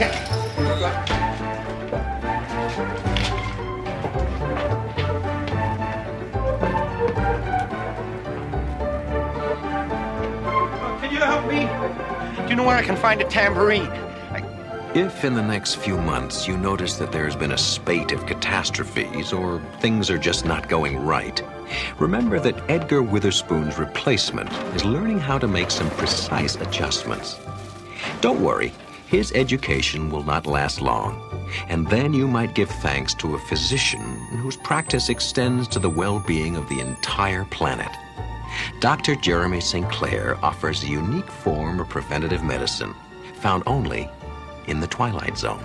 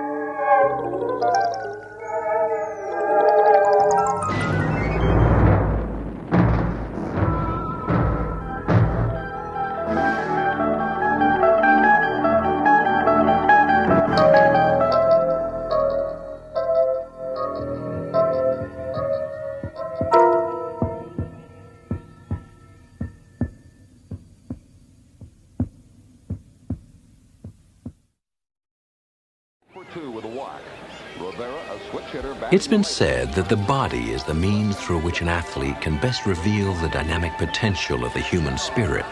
But what happens when the means to that expression is injured beyond repair? Meet Ed Hamner, a once prominent player in the big leagues, a man who's never resolved himself to his fate as a non-participant, but who will soon be forced to bat in the Twilight Zone. And the pitch. There's a drive to right center. It is in the gap. Man, go! First, the That's ball it! goes Dig, over dig, dig! Man's Take running three! second. Here's Yeah! the relay from the outfield. Man in there with a Hey, stand-up Paula, triple. come on in. Come on. Carson working fast. The pitch. The routine bouncer to short. The throw to first, and that's the ball game. The Tigers' slump continues. Bet they wish you were still hitting cleanup. Oh, I don't know. I had my share of big swings that came up empty. Hey, how was practice today? Pretty good. Brian Claiborne says he's going to teach me to throw a curveball. Yeah, I'm not going to. I remember what you said. You're too young to throw a curve. You'll only hurt your arm. Besides, that fastball of yours is enough to get anybody out. But you got to concentrate. Remember, if you ever feel like you're losing it, just step off the mound, take a deep breath, completely clear your mind. Confidence and concentration. It works every time. Oh, I almost forgot.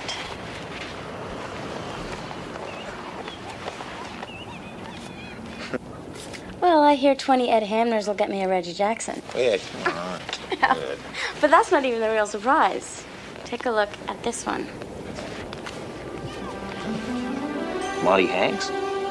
Never heard of him. Well, not much of a career, 2 years. Good stats, though. 7 home runs his second year. That was a lot in those days before the Babe. Looks kind of familiar. Kind of like the guy you see in the mirror, right? The guy at the shop said he's been holding on to that car for years. Only one like it he's ever seen.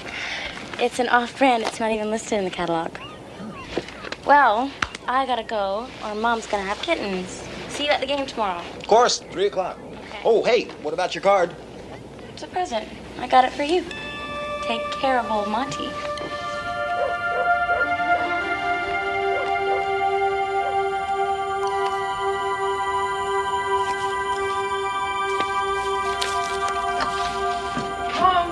Hey, Cindy, take a look at this.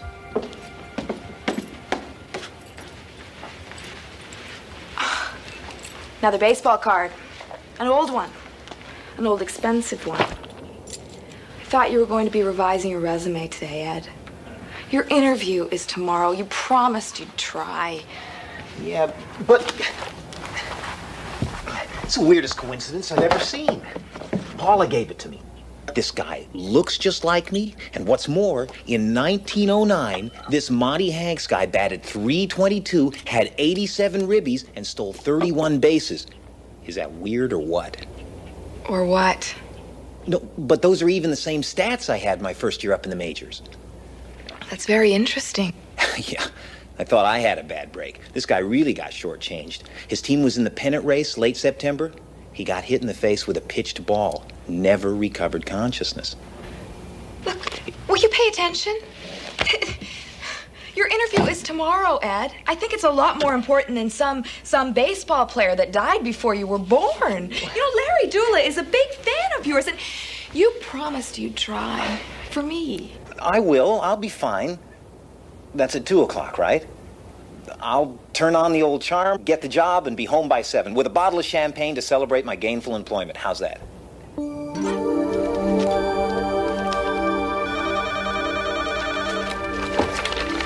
Metrocom Computer Division. Thank you.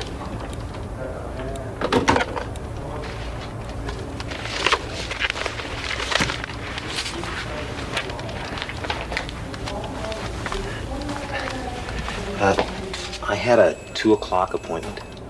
I'm sorry, Mr. Hamner. I realize you've been waiting a long time, but Mr. Dula is still on his conference call. Would you tell him I had another appointment? I couldn't wait. All right, we know you can do it. Come on, you can strike high, you can get him.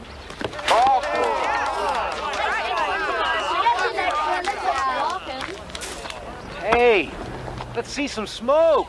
Yeah. You tell. You do it now. Come on, concentrate. 3 good runs. We go. Right.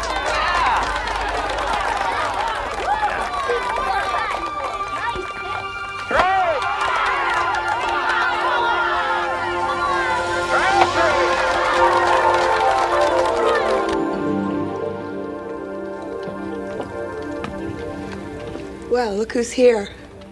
The Rookie of the Year. No, I'm late. I'm sorry. Paula's team won the championship. Coach took the kids out for pizza. They wanted me to come along. I had an hour and a half easy. I don't know. Somehow I just lost track of time. I remembered the champagne. Surprised you didn't pour it over Paula's head. Isn't that how it's done? What did you think we'd celebrate tonight, Ed?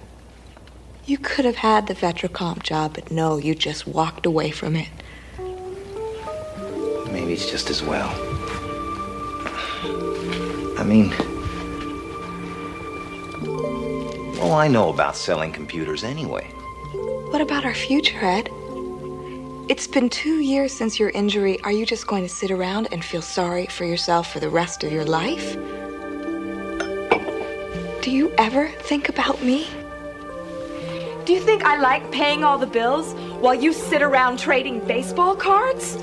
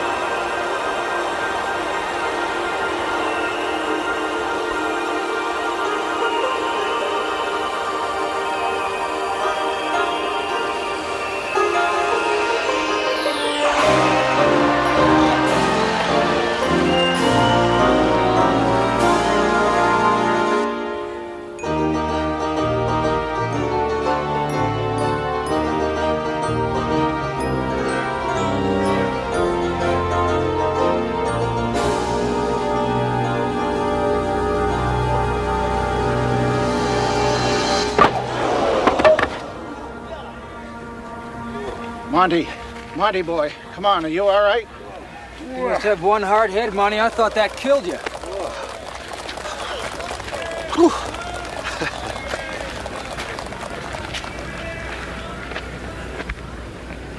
My leg. There's nothing wrong with my leg. Of course there's nothing wrong with your leg. It's your damned head that got hit. Maybe I should send Moran in to run for you. No, I'm fine. Well, come on. This ain't no fan dance. Let's play ball. Play ball!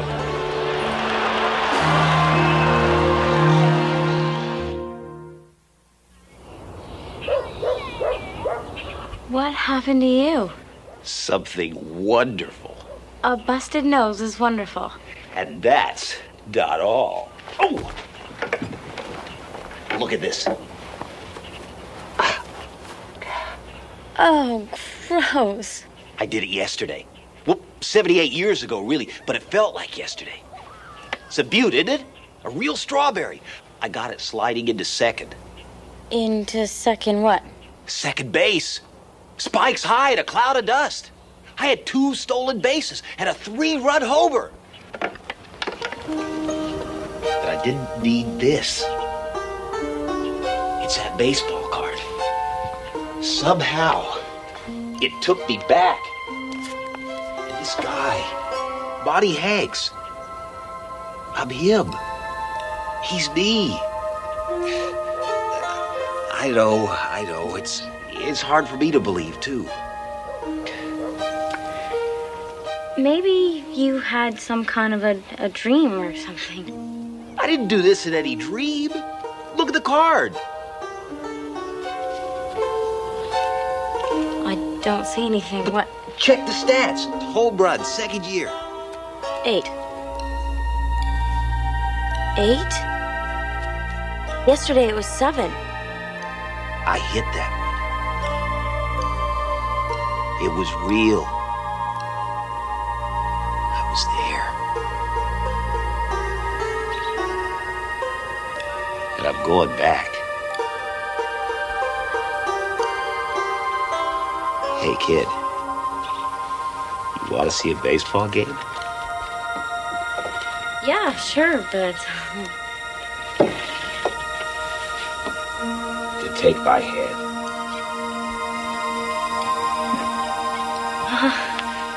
I don't know, Ed. This is a little weird. Hold on.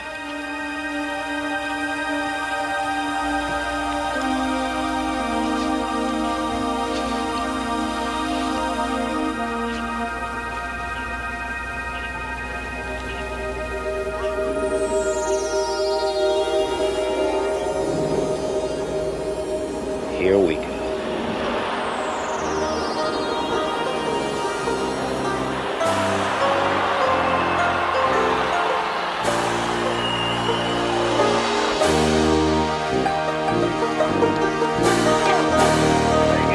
We get rough. Happened, Ed. Monty, you're late. Get that kid out of here. Come on, look alive. We got a ball game to win.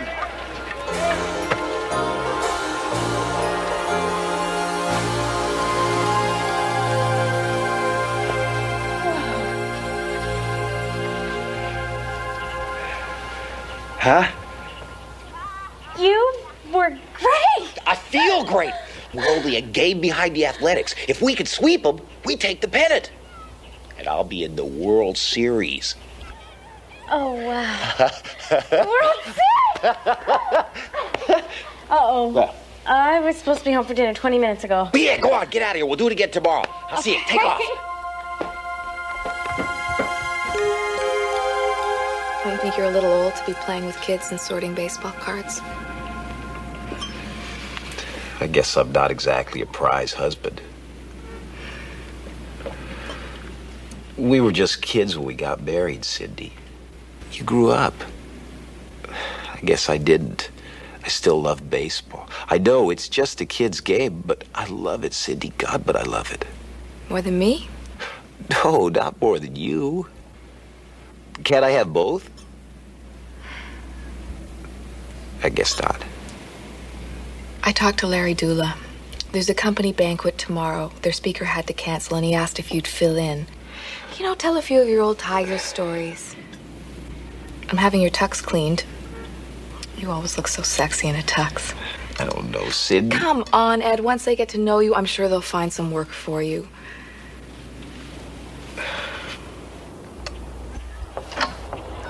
Oh, there you are. It's an early game today. I didn't want to leave without you. I can't go today. I've got an orthodontist appointment. But today's the big one. We beat the Athletics today. We clinched first place. Yeah, I know, but my mom will never let me get out of it. Especially for something I can't even tell her about. Well, I'll miss you. Won't be the same without you there rooting for me. Well, I'll still be rooting. I'll just be 78 years away. Big dinner party tonight. I'm meeting my future employers. You're gonna be a coach? Computer salesman. Aren't you happier playing ball? It's not that easy, Paula. Not when you're an adult. I have responsibilities. And I was thinking about 1910. It almost seems like you belong there.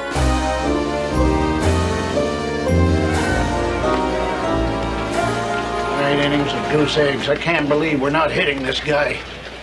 Sit down, Monty. You're driving me batty. You gotta score soon. What time do you suppose it is? Later than you think if we don't beat these bums.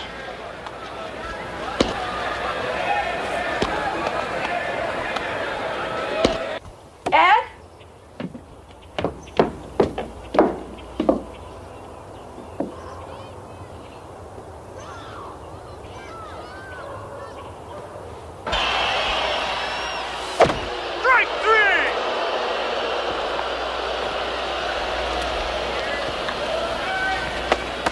You never swing at pitches like that. Your last 2 at-bats make you look like you don't even want to be here. Swinging too hard, I guess. Yeah, well, now get out there and hold them. If they can do it to us, we can do it to them. Mac, I got a problem. Oh, yeah, me too. If we don't win today, we don't get no pennant. Now, what's your problem? It's my wife. I promised her. Your wife? We're into extra innings. Mac, you don't understand. If I stay here, I stand to lose everything I've got, including my wife. I'm out of extra innings at home. What about here? I'm talking about the World Series. Are you nuts or what?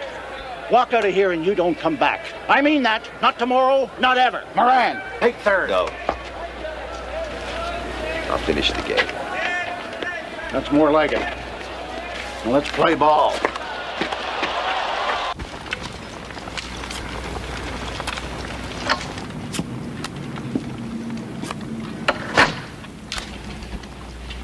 Where's Ed? Don't you knock?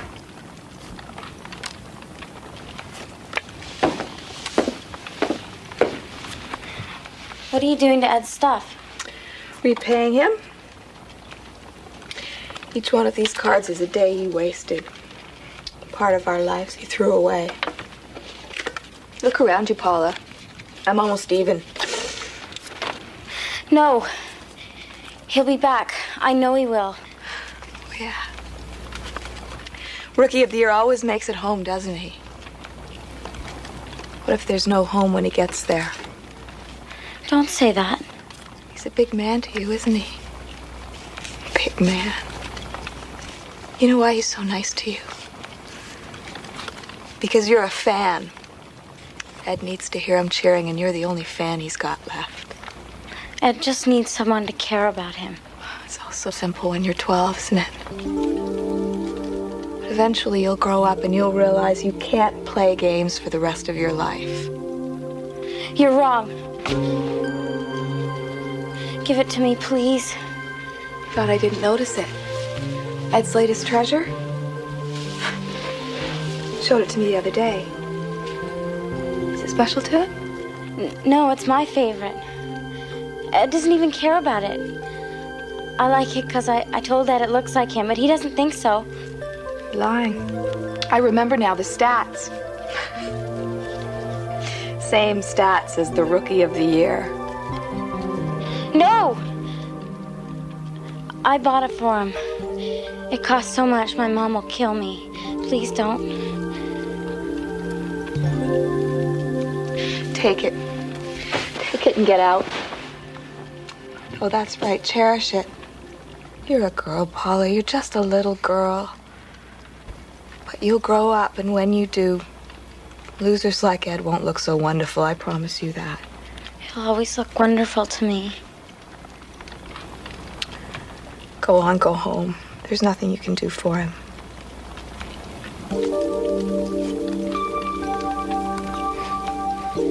Yeah.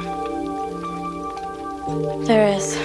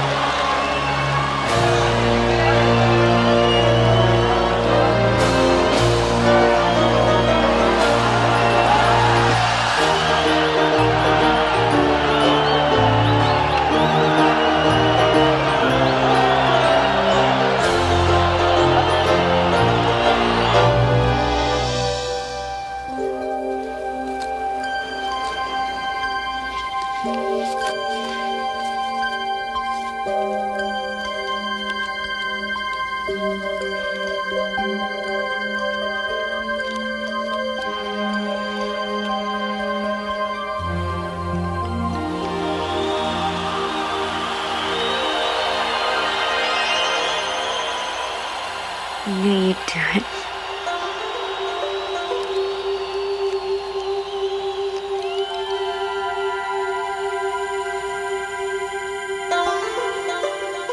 Ed Hamner, Monty Hanks. To some, a mere face on a trading card.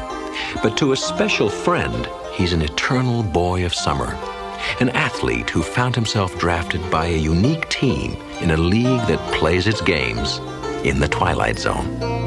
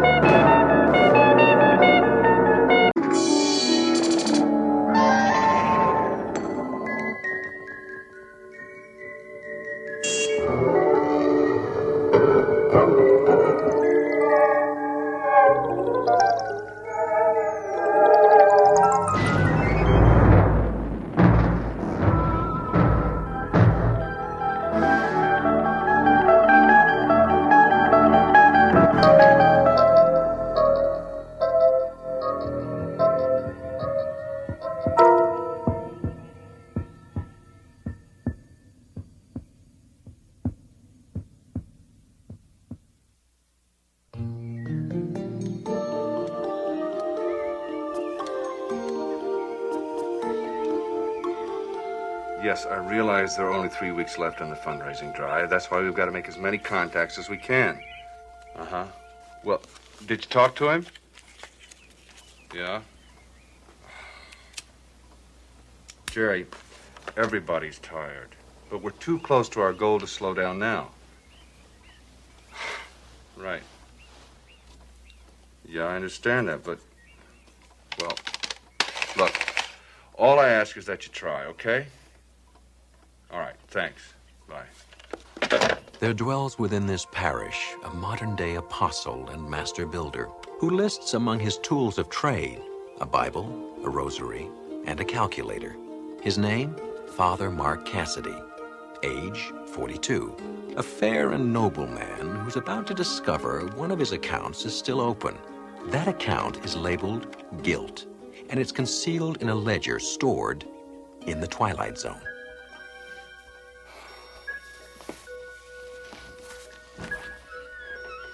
Good morning to you, Father. Breakfast is up. The bacon's cooked and crisp the way you like it. Well, I don't really have time for breakfast, Maggie. I've got a meeting with the Trust Ball Foundation people this morning. But I could sure use a cup of that coffee. You look like you could use a bed. Maggie, please. We need the Foundation's participation in this drive, and I promised the bishop I'd get it. Is that the biggest cup we have? Why not hook up the coffee pot to an IV? Father, I know. What you do with your life is your business. Thank you. But what you're doing with it is not so good. I gotta go. You're working too hard on this hospital wing. You don't eat right. You need rest. Keep it up, and I'll bet you 2 bones and a cup of milk you'll be the first person needing a bed when it finally opens. It's a children's wing, Maggie. They won't admit me. And I think you're worse than a child when it comes to taking care of your health.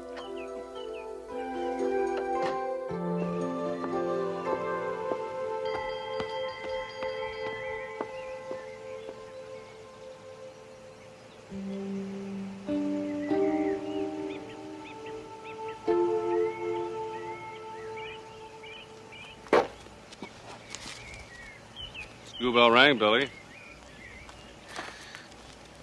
Well, at least go in out of breath to show you made an effort. Thanks, Father.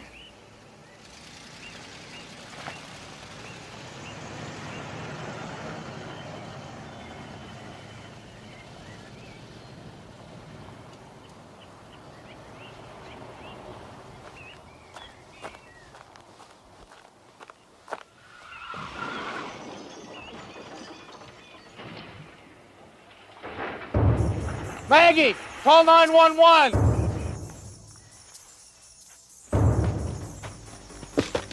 Father Mark, what is it? Father Mark!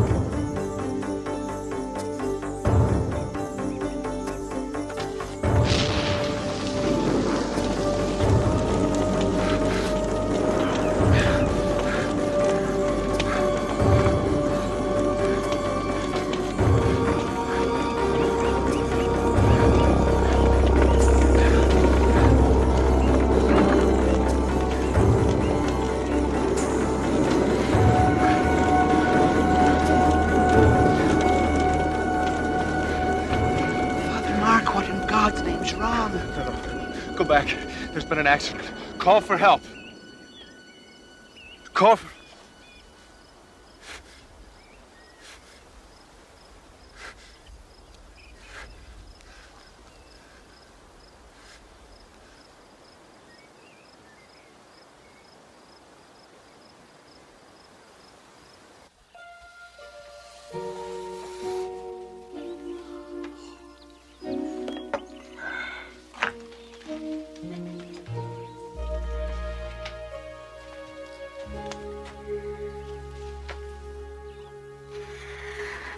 I remember that children's wing when it was nothing more than a dream. Monsignor Perot. It's good to see you, as always. I look forward to these monthly visits. Gets me out of the city. Makes me feel vital. Oh, do you mind? No, please. How's the bishop? Delirious. We don't know what you said to the Trustwell Foundation yesterday, but they've been calling all morning, asking, no, demanding, to know what they can do to participate in the building of the hospital wing. Mark, I think we're going to reach our goals sooner than we think. Are you okay? Oh, yes. I guess it's just the shock of all this coming to an end. Well, maybe none too soon. Mrs. Dugan cornered me on the way in. She thinks you've been working too hard. Perfectly all right. I work hard, sure, but so do you. Oh, I know I do, but I also enjoy my time off. Mark, in the 20 years I've known you, I've yet to see you take a vacation. There was just too much to be done around here. I know. And if it wasn't for you, St. Timothy's would have closed its doors years ago. But you need a break, and I want you to take one. Monsignor, with all due respect, I couldn't take a break right now even if I wanted to, not with us being so close. But Mark... I made a commitment to those children and their parents to build them this wing. They're counting on me. If I'm tired, that's a small price to pay for all the good that will come of it. Please, don't ask me to stop now. Not before we're finished.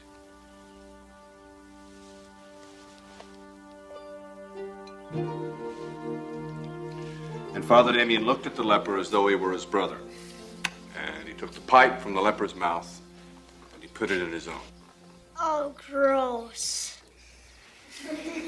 Well, it sounds awful, I know, but with that one selfless act, Father Damien gave the leper something very precious.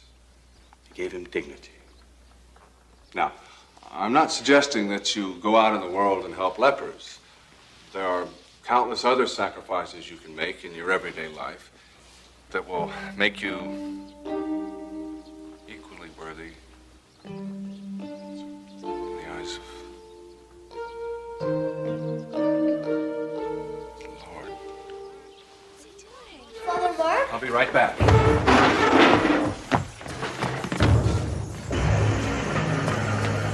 Wait!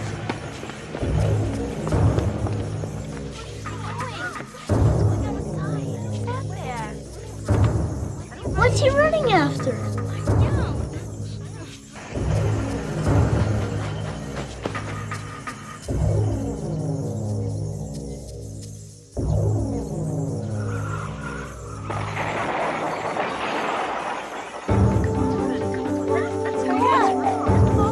Let's go!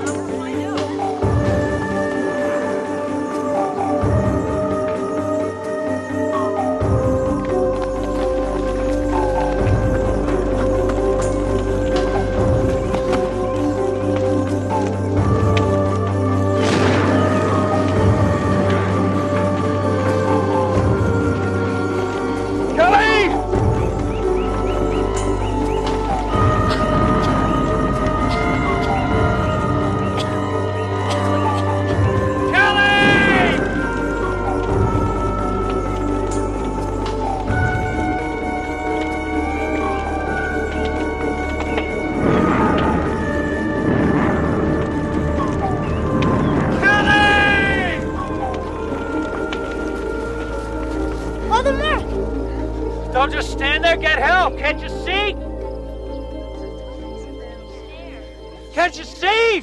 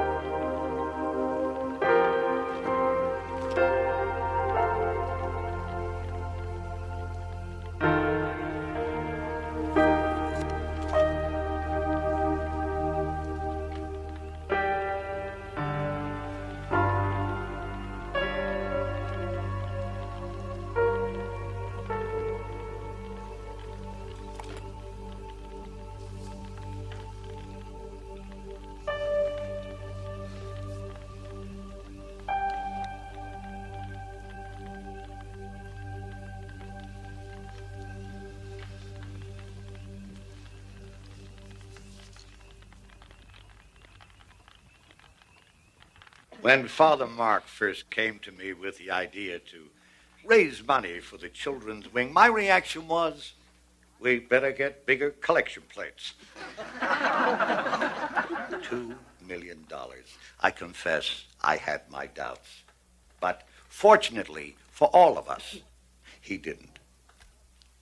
Father Mark, it is due to your undying faith and selfless devotion to the children of this community, to all of the people, that we finally reached our goal. the hospital wing will be built.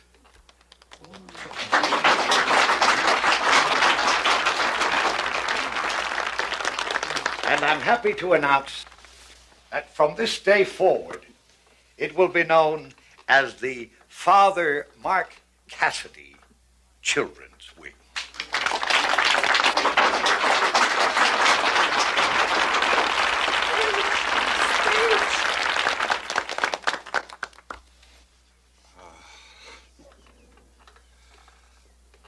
This is a great honor.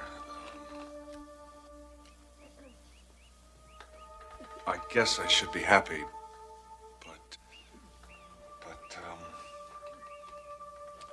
I don't know if I deserve this.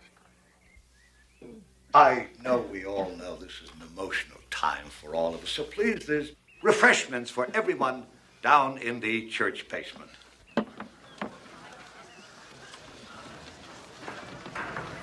Mark.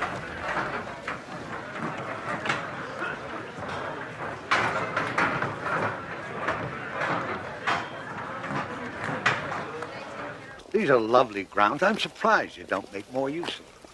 There's just no time.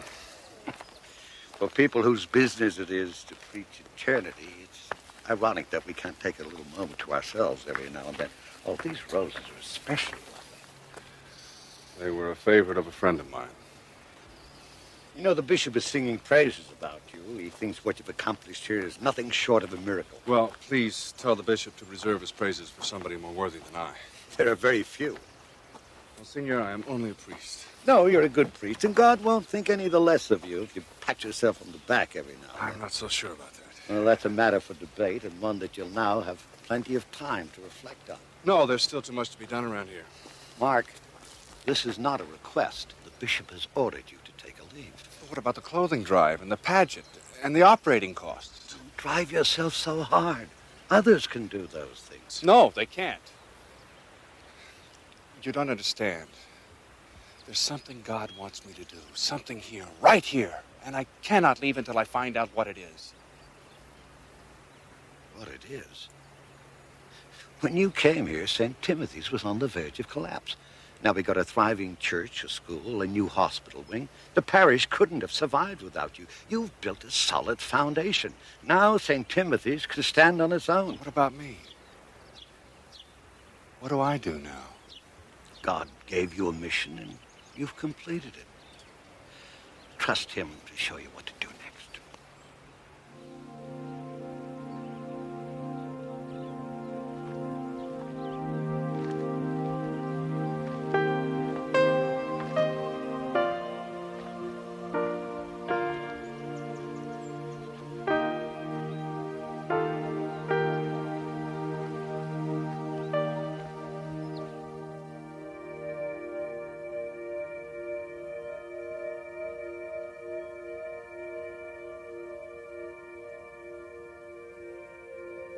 What do you want me to do? I live with Kelly's death every day. I keep hearing her crying, begging. Mark, help me. It was so senseless. Why her? Why wasn't she thrown from the car instead of me? How could you let it happen to her? It wasn't fair. I was the coward. I saw the flames, and I was afraid. You could have saved her. I know I could have saved her, but I was afraid. I didn't want to die, so I ran.